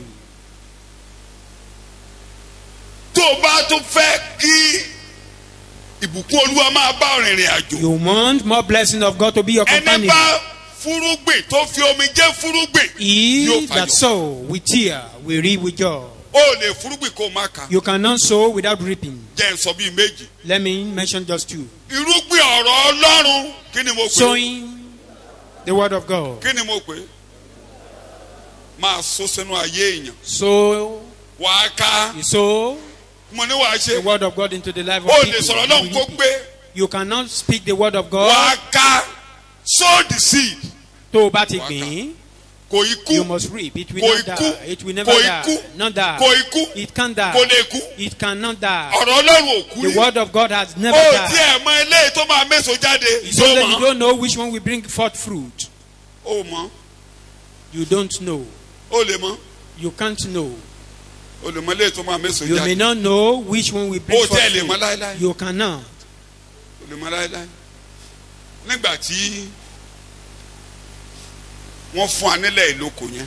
When we were given a portion of land at Iloko, mi ò mọ arákùnrin yẹn. I don't so know that many man. times ló ti wálé mi ò mọ. he has came to my Ó wá house síbi marriage for ọmọ mi time. Ọpẹ́, I don't mi ò know. mọ̀. He came for Bra Okwe marriage. I don't know him. màmá ìyàwó ẹ̀ òun ni mo mọ̀ His in-law. tí mo ṣẹ̀kọ́ I fún knew tọ́lọ́run his ràn lọ́wọ́ tó in-law. gba Jésù tí mo dẹ̀ follow up tí tó fi kú màmá ìdọ̀ka la máa ń pè. I knew that woman and I Ọmọ preached to wọn her kan. and I follow up bọ́dà Rufus òun náà Till bá he sọ̀rọ̀ died. lónìí. One ní asúnmọ́ra dáadáa kódà of her yẹn son. ló ránṣọ marriage mi a pastor. yàtọ̀ sí aṣọ mi tí ọmọ mi aṣọ máa ń bá mi gbẹ́ tó ń gbẹ́ ẹ̀sìn tó ń rí tó ń dúró dáadáa yìí. Apart from my garment that bọ́dà one of Rufus our tó brother máa ń bá he mi had do gbé aṣọ so. bí eléyìí á gbẹ́. It was that brother that normally do it before. nígbà tí ọmọ kan A particular person. mi ò mọ ibi tí mo ti bá pàdé. I don't know where we came bí a across ṣe one another. Francis mo ti kọ́. Maybe one of bóyá my gbẹ̀gẹ́dẹ́ kan ni mo students. ti ò rántí mọ́. I don't know. I couldn't mi ò remember. tẹ̀ morúkọ ọmọ òun gan ni mo ṣe I ń don't sọ̀rọ̀ even know yìí. the name as I'm bọ́dà talking now. Rufus ló pàdé ẹ̀. Bro Rufus met ó lóun him pàdé ẹ̀ ó ní wọ́n wá ń sọ̀rọ̀ that they were just discussing. sọ̀rọ̀ pé tí òun mọ bọ́dà Peter ni. Do Bọ́dà you know Peter that wọ̀nyẹ, man? òun mọ̀ ni. Brother Peter, ó ní pastor ní Redeem ó ní ó ti ní The ilé person iṣẹ́ ńlá kan tó was a tóbi pastor in ó ní bó ṣe Redeem. gbé Yes. ó ní bí ìgbà tó bá gbé a great olùwà asọ̀rọ̀ man. fọ́tò marriage mi ó lọ sọ pé òun ló wá rí fọ́tò yẹn lọ́wọ́ ẹ̀ pé He òun ló saw kọ́ bá ẹ̀ My peace ó in gbé his òun hand. pàtàkì ó gbé òun sórí àga ńlá That is, ó he dìtì honor- ìgbà tó bá bá treat pastor He well yẹn honored the man as Mi ò dẹ̀ he, mọ̀. he honored the man of God. sọ̀rọ̀ tá a sọ gbé ṣó gbé What I'm trying to bring out there Mo ní is ṣó gbé the Kì í word ṣe I spoke gbogbo to ẹ̀ him lówó.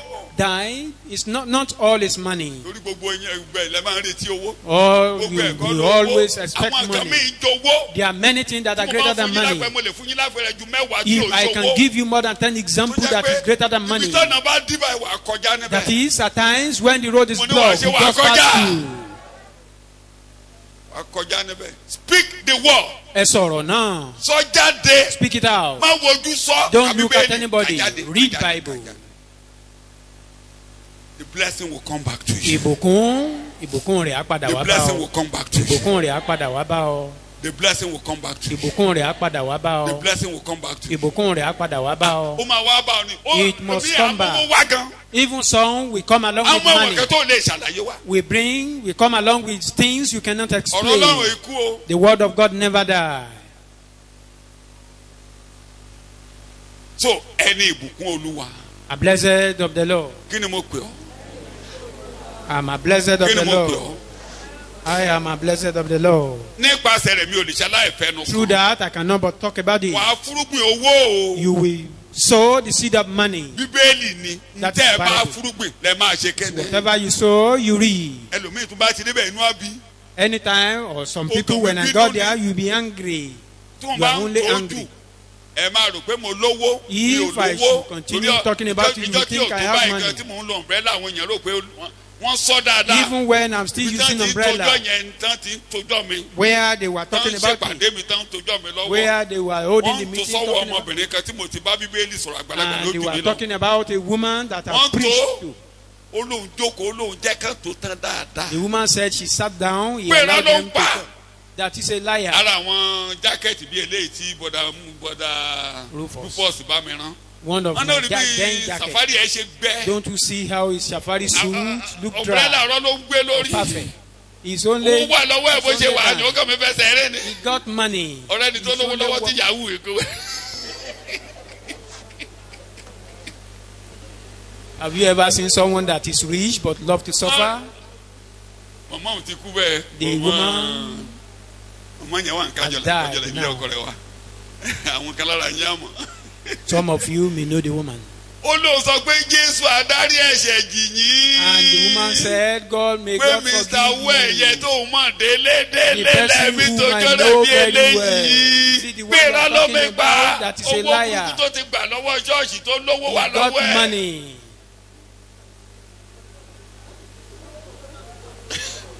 So tí mo bá ń sọ personal example. If I should be using my own personal example, you you will think I'm in money. Ohun tí mo máa lò kò ní wọ́n mi. But what I must use, Sọ bẹ́ẹ̀ fúnra I must rẹ̀. get it. What I will use Ew. will not be scarce, so I must get Ew. there.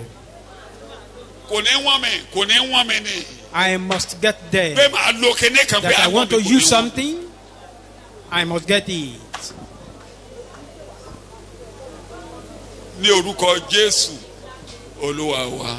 In Jesus' name, our Lord, we Báyẹyẹ pray. mọ fúrúgbìn So, fúrúgbìn. so, Ó mọ eléyìí tó máa ta ló mọ ẹni tó máa sìn.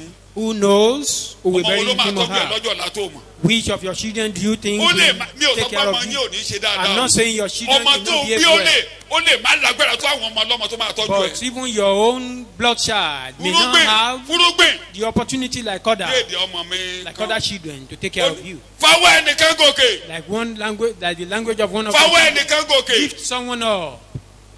Òkè ló máa lọ láéláé. You will be going up. Táyé ẹnìkan ṣe. Reorganize one's life. Sanwó wáìkì ẹnìkan. Pay someone's Ó wife san school gbogbo fee. wáìkì. Tó bá pàṣẹ wáìkì yẹn kò ní gbàgbé ẹ̀ Even láéláé. if you don't do more than that, once you pass Ó that lè ṣe way, wáìkì yẹn ní òrówó you will san. never forget Sanwó ẹ̀. you. Try to do that. Àkàmì yẹ àwọn ọmọ tí òrówó wáìkì sátán tẹ̀bẹ̀ tán lọ kọ́ mẹkáníìkì. Thousands of people who are unable to pay their own work fees and because of that become apprentices. Ẹlẹ́mìí aṣọ ìṣètàn ní ká máa wọnú yúnífọ́ọ̀mù yìí. Aṣọ ò ní jẹ́ kọ́ ọmọ mi nà padà sí skul. Even some of them will not return to Abẹ́rẹ́ kó school mọ̀ gbọ́dọ̀. because of uniform.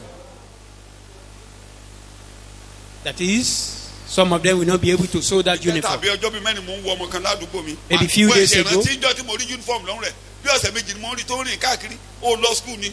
Ó ní òun lọ. I was asking him, are you not going to school? Mo láṣọ ni ò jẹ́ kó lọ látọjọ́ Yorùbá dẹ̀ sọ̀rọ̀. By the time I saw him, I said it is uniform that prevents you from going to school. Aṣọ Why ni ò jẹ́ don't ó you lọ. come Mo out? ní kò jẹ́ ó lọ. Mo wá ń wo aṣọ yẹn tó ní ìtò yàtọ̀ sáwọn ìranù tí Arẹ́gbẹ́ kó sí wọn lọ́rùn. I saw that uniform, very neat, different from the previous Primary one. school ni o, ó neat. primary school tó ní primary school lóko ó neat aṣọ yẹn neat green yẹn yọ ó yọ bí ọjọ́ kí ló ń sọ yìí aṣọ lè jẹ́ wàhálà ẹlòmíì. The clothes may be the trouble or ẹlòmíì kò bí problem owó of gàrí even ẹlòmíì a cup of gari, locust bean. so Bean. Bean. Bean. bó ṣe ń gbèsè náà ayé ènìyàn As we are sowing it into the life of gbèsè people, náà iṣẹ́ olúwa. sow it into the work of God as mo well. máa rojú o ó lè n máa ń sọ́jú àdàbẹ̀ ni pé mò ń. If I should continue that way, it will be as àwọn ọmọ if mẹ́kà tiẹ̀ ṣiṣẹ́ kan lọ́sẹ̀ tó talking about kọjá some wọ́n ń ṣe ojoojúmọ́ náà ń ṣe. some ilẹ̀ wa oṣù people did something last week. bẹ́ẹ̀ ni wọ́n pè mí They land in Oshu. ọmọ mi kan wà lóṣù ló pè mí He called me. ó ní wọ́n la títì sórí ilẹ̀ wa He said they bẹ́ẹ̀ ni mo gbé fóònù made a road mo on pa that àwọn ọmọ mi land. kan wọ́n lọ ẹnu iṣẹ́ wọn wọ́n padà wọ́n forí dé I called oṣù some people that were going to their work wọ́n and rò they pé Ọlọ́run returned. ní bless wọn And you think God will not bless them. wọ́n forí lórí ilẹ̀ yẹn kíákíá wọ́n They ní go wọ́n ti to débẹ̀ the land. dájú wọ́n lóòótọ́ ni wọ́n lálẹ̀ And they said they make a road there. ọmọ mi tó pè mí náà tẹ́ni lọ ó wádìí And ẹni the tó person that lálẹ̀ called yẹn. me has find Ìjọba out. lẹ́nìkan ló fẹ́ lò fún wọn àgbà díẹ̀ ó ní a ò gbà And the person said he just want to use it má for lò a lè wá while. fún wọn àgbà díẹ̀ And we said no. ẹ ti ń gbọ́ bẹ́ẹ̀ ni a gbọ́dọ̀ lọ ṣe nǹkan bẹ́ẹ̀. It means we must do something on that land. ó ti di gbòòrò The we place have is open almost already. 11 acres fi ṣe campground Bí éka mọ́kànlá ló wà níbẹ̀. ká kan ilé ìbáyìí ká kó camp lọ ọbẹ̀ ni. To roof this and we are going there for our camp. a ṣe é ṣe It is possible. wọ́n dìde. They rose up. mo dẹ̀ ń forí balẹ̀ níbi tí mo wà. I bow down where I am. wọ́n fi ibi iṣẹ́ wọn lẹ̀ wọ́n dẹ̀ lọ sáré iṣẹ́ ìgbàsáwìrì.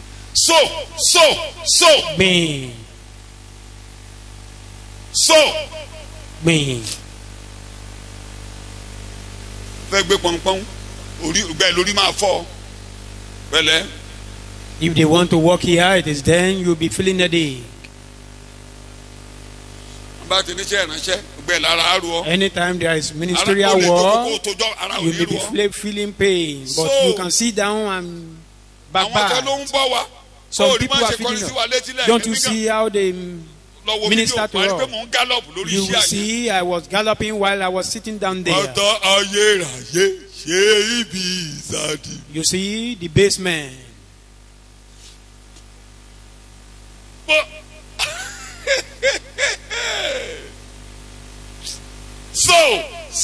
Gbìn. Gbìn.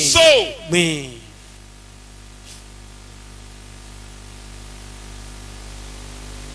olùbárà ṣe tù wá. Don't you Nígbà see tó how Ọlọ́run we dá are mi padà. comforted? ẹ lè má kọrin abí lọ́jọ́ kan nínú ilé rẹ̀.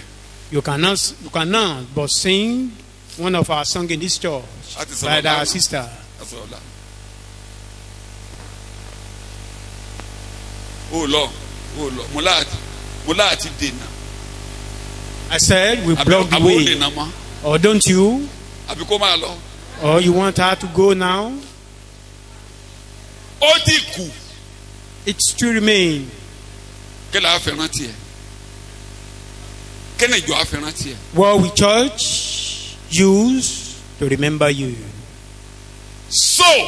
Gbìn. kí ni ìjọ afẹ́ Gbìn. rántí ẹ̀. adúpẹ́. What will people remember you àlàáfíà for? kan jọba. Oh, we thank God. Peace will reign after his departure. Be concerned about others.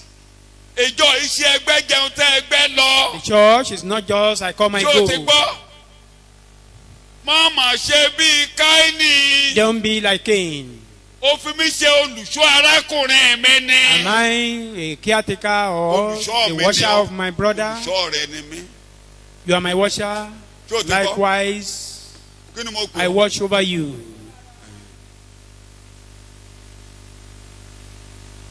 Yorùbá dá látijọ́. Yorùbá ò lè bímọ nílẹ̀ Yorùbá kó o ní o bímọ. In those days, ẹnìkan ló ń bímọ. gbogbo ayé ló ń ṣe kéde. give birth to a child, but many people will help you take care of him or her. àkàméyé àwọn àgbààgbà tó kọ́ wa bá ṣe ń dọ̀bálẹ̀. Numbers of aged people a lè taught dọ́lẹ̀ us how to káwọn ará ilé kan má prostrate. bínú sí wa. sọ pé gbàmí ará ilé má lè mọ wọ̀ dáadáa. but àyà rẹ nílẹ̀ bẹ́ẹ̀ èmi ló gbégbé gbàdọ́ You sí. may prostrate fearly to your father or your mother, but outside they will tell you that ọmọ lágbájá kọ́ rè àyà isn't rẹ this the child of so person?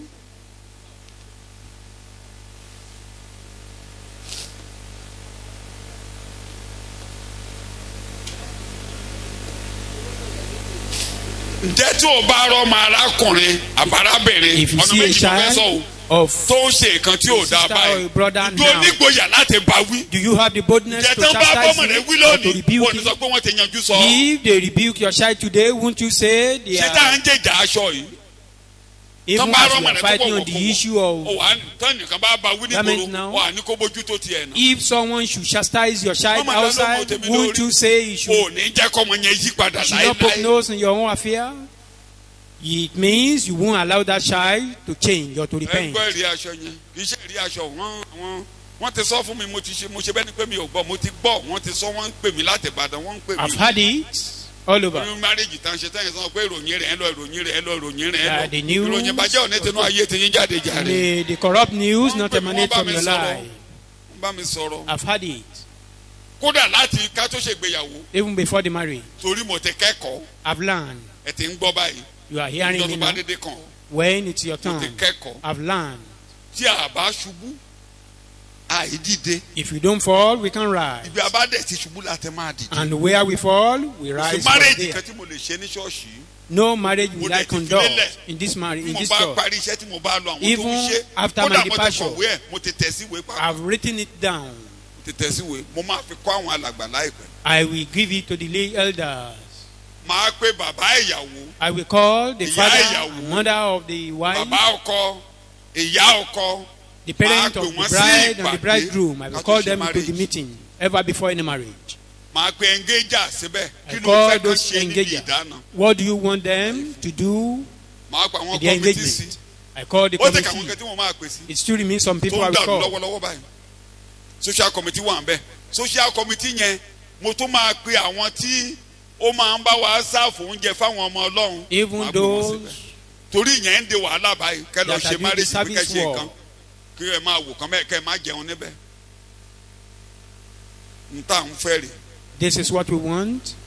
nígbà mo pè pàdé yẹn When I ìròyìn call lọ that meeting, pé wọn ò rírú eléyìí rí that they've not seen this, ẹ ti rí náà nìyẹn you've seen it now.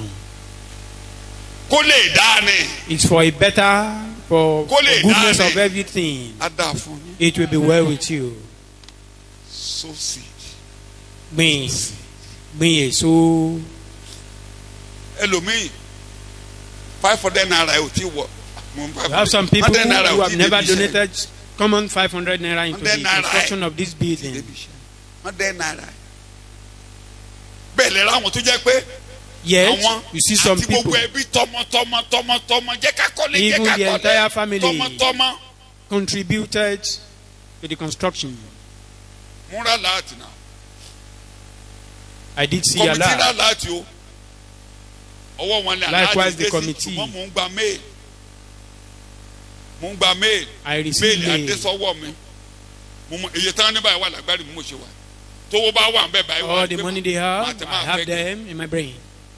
owó tó wà ń bẹ ò tó fẹ́ gẹ̀ ni mo ṣe gentle The money is still small. That is why bá I gbé calm kalẹ̀ báyìí kò down. ra júrin tí wọ́n ti gbọ́ bàbá kò ra júrin ń bá ti ra rin tán ó kù. After Bóyá purchasing- akéde wàá rà gan torí ó tún lè di January kó wọ́n sí Iron rod. àbí torí àmọ́ bí lọ. Everything is so cost now. onírí dádì oníkìṣe kó dédé wọn ó léye tí ara rẹ nígbà tá a ra yẹn ìlọ́po mẹ́ta ẹ̀ ni wọ́n ń ta báyìí The ìlọ́po amount mẹ́ta they ẹ̀ bought iron the first time, bẹ́ẹ̀ it's times àwa ló 3 bẹ̀rẹ̀ now. rẹ̀ We started it and we will finish it. so Gbìn, gbìn. gbìn nǹkan sínú ayé àwọn òjíṣẹ́ Ọlọ́run So things in the life of the ministers wọ́n á of máa God. fayọ̀ ṣe iṣẹ́ They will náà be doing the work bẹ́ẹ̀ with ló sọ joy. bẹ́ẹ̀ wọ́n á fayọ̀ ṣe é They will do wọ́n á it fayọ̀ gladly. ṣe They é. will do it with joy. Àdá fún mi. It will be well with us. sórí tó bá ti ń ṣe As you are doing it, tó bá ti ń ṣe as you are doing it, Ọlọ́run á ṣe chambers ẹ̀. ilé ayé ò ní dági jù mọ́. The chamber of God will be open and your life will not be ká máa desert. lọ lé àkókò mi ti lọ gan. I've spent bẹ́ẹ̀ mi ò fẹ́ padà much of kókó time. lọ́sẹ̀ tó I don't want to kù. Ṣe ní return kẹ́mi to this so kẹ́ má bínú sí. point next week. ṣùgbọ́n báyìí a ti ṣí ọ̀run lé ọ lórí. Now heaven is open upon us. àlàáfíà tó dodo fẹnu kóra. Peace and righteousness key. parí ẹ̀ Isaiah 32 ká 17 and 18 ó jẹ́ ká lọ ní. iṣẹ́ òdodo yóò sì jẹ́ àlàáfíà bẹ́ẹ̀ni àti èso òdodo yóò jẹ́ ìdákẹ́jẹ́ ohun ààbò títí láé. And the Àwọn- effects of righteousness will be peace, internal and external. ó káre. And the results of righteousness will be quietness and confident trust forever. forever. àwọn ènìyàn mi yóò sì máa gbé ibùgbé àlàáfíà lọ́gán nìyí. My At- people shall dwell in peaceable habitation. bó làwọn èèyàn mi ó máa gbé. In a Ibùgbé peaceable àlàáfíà. tí ẹ bá ti habitation. gbé mẹ́tà láàfíà ò bá ti sí níbẹ̀ ẹ wádìí. Anywhere you are living and there is no peace there, find out.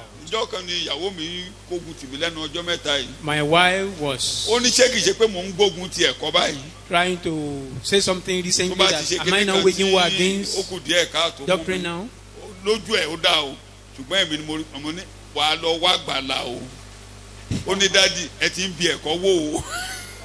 Anytime he did something that I felt is not that okay, bàdí ìgbàlà ẹ̀kọ́ I wọ́ọ̀kàn. will rebuke her and he will be bàdí saying, ìgbàlà ẹ̀kọ́ wọ́ọ̀kàn. I will be telling her, your salvation àlàáfíà is not gbọ́dọ̀ perfect jọba yet. nínú church. What I'm saying is, peace àlàáfíà must reign in the church. ibùgbé àlàáfíà bólú máa gbé. ibùgbé àlàáfíà. àwọn èèyàn mi. Habitation of peace, my people. kàṣíṣà rẹ bẹ̀ mo fẹ́ parí ẹ̀. àwọn ènìyàn mi yóò sì máa gbé ibùgbé àlàáfíà. àwọn wo lè yan ọlọ́run níbí Who yìí. are the people of God here? bólú ó máa gbé. Where will you ibùgbé be? àlàáfíà. jáde màá gẹ́gẹ́ bí ènìyàn Confess ọlọ́run. èmi gẹ́gẹ́ bí ènìyàn ọlọ́run kan máa gbé ibùgbé àlàáfíà. Dwell màá in máa the gbé place of ibùgbé peace. àlàáfíà. Dwelling in the habitation of màá peace. máa gbé ibùgbé àlàáfíà. Màá máa gbé láé ibùgbé láé àlàáfíà. láé. Forever and never. màá máa gbé ibùgbé àlàáfíà àti ní ibùgbé ìdánilójú àti ní ibi ìsinmi ìparọ́rọ́. My people shall dwell in a peaceable habitation, one in safe dwellings, and in quiet. safe níbi ìlú ààbò. Àlàáfíà, a city ìlú ààbò. a city of refuge. níbi tí agbẹ̀sẹ̀ ẹ̀jẹ̀ ò lè dé. Where the ìlú avenger of ààbò. blood can never get bọ́lá wà to. ìlú ààbò. Dwell in a city of refuge. safe. Peter Bowa ti dájú. safe.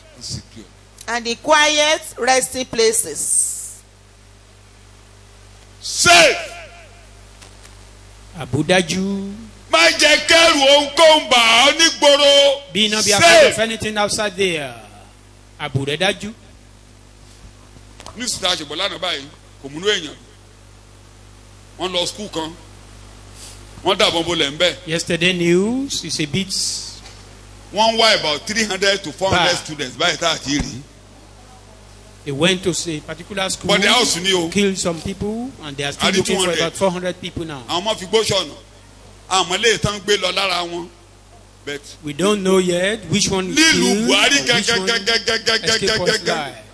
Even in the president, science secondary school nílùú buhari gẹ́gẹ́gẹ́gẹ́ òun gan dẹ̀ wà nílé digbidigbi. in our tó president bá jẹ́ buhari hometown, ni lórí wọn sọ pé àwọn ní kì í ṣe buhari. if really it's our president or a president in proxy. ariwo lásán ló ń pa kiri. mo fọwọ́ sọ́yà nínú jésù ẹni tó gbé ọjọ́ búburú lọ nípa ẹ̀jẹ̀ májẹ̀mú ó pariwo wípé ọjọ́ búburú ti lọ láyé mi. safe and secure. Ààbò wa safe dájú, and secure. ààbò tó dájú. ọdún dé sí gbòòrò safe and secure. amen Ààbò wa dájú, even in safe celebration. and secure. amen. Dájú. ẹ ń parí ẹ lójú ìṣẹ́jú ogún bá tó ogún ìṣẹ́jú gan tí mo ti fi kọjá àlà parí ẹ bí jì bá ń jà ayé. èmi ẹrù là ó dájú ara bá ní ayé ara òní ni mímọ́ mọ̀ yẹn níwájú olúwa ẹkúnrẹ́rẹ́ ayọ̀ àti Ariwo rere. ẹ̀ sókè. Ibi ò ní bá mi, ìrè ọ̀rọ̀ mi ní. Lórí ẹsẹ̀ rẹ. On our Ó feet. ti ṣílẹ̀kùn ọ̀run lé mi The lórí. door of heaven is open Ẹ̀bùn upon rere you. ti ọ̀dọ̀ rẹ wá bàbá. Good blessing is from you. Ṣé Jésù mo dúpẹ́ o, mo mọ̀re.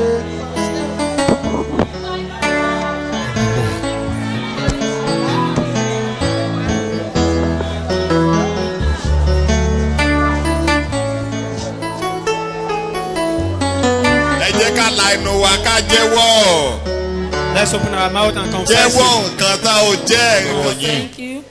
A gbé orúkọ We yín ga. exalt your name. Pé ètò rẹ dára. Your purpose is Pé ètò tó ní fún wa Your dára. purpose for us is Ó ní good. èmi mọ èrò tí mo rò Know sí your yín. thoughts for you. Ó ní èrò rere ni kì í ṣe láti dààmú wa, kì í ṣe èrò ibi.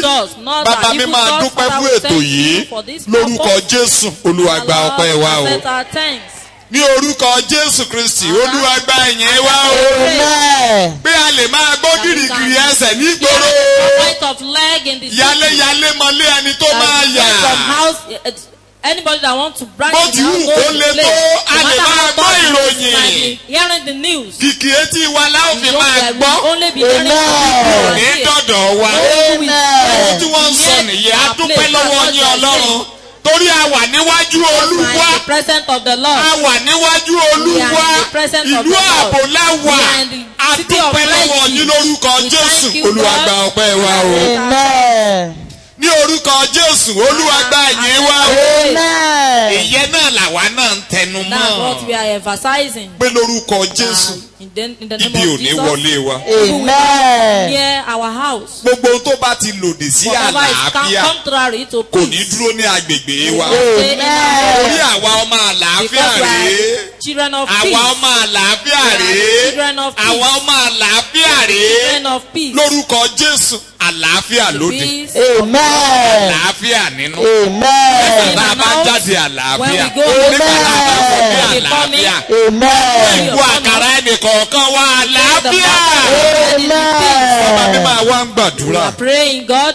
A béèrè fún orí We ask for the ọ̀fẹ́. grace. A béèrè fún We ask for ìrànlọ́wọ́. the help. Tí àwa gan á fi That jẹ́ we ènìyàn are, àlàáfíà. that will become Tí a a fi man lè of máa peace. bá àwọn ènìyàn gbé ní That will be àlàáfíà. living with people with peace. Olúwa jọ̀ọ́ ràn wá God, lọ́wọ́. Amen. Ohun tó o pè wá what nìyẹn. to call us, that's what to call us. Bàbá mi máa fẹ́ jẹ́ bẹ́ẹ̀ káwọn We want ènìyàn to be kó rí like that, so bẹ́ẹ̀. that people will see Lórúkọ us like Jésù, that. Olúwa ràn wá lọ́wọ́. Ní Amen. orúkọ Jésù, Olúwa ràn wá lọ́wọ́.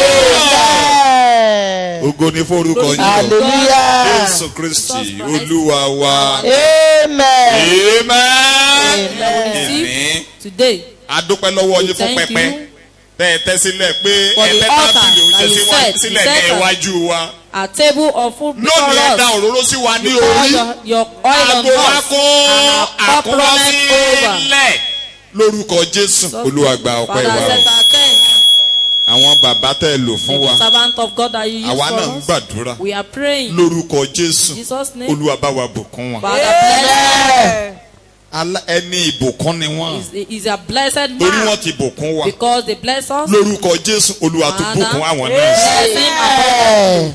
Ẹni àlàáfíà ni He is a wọ́n. man of peace. Lórúkọ Jésù, Father, àlàáfíà ò ní dá nínú ilé. He is up in his Nínú house. àgọ́ ara wọn, In àlàáfíà ò his ní body, kásẹ̀. Amen. we not Nínú stop. ẹbí wọn ní gbogbo ọ̀nà wọn, nínú his iṣẹ́ family, in ìránṣẹ́, all his àlàáfíà ò ways, ní his kásẹ̀ ministry, bẹ́ẹ̀. he will not stop.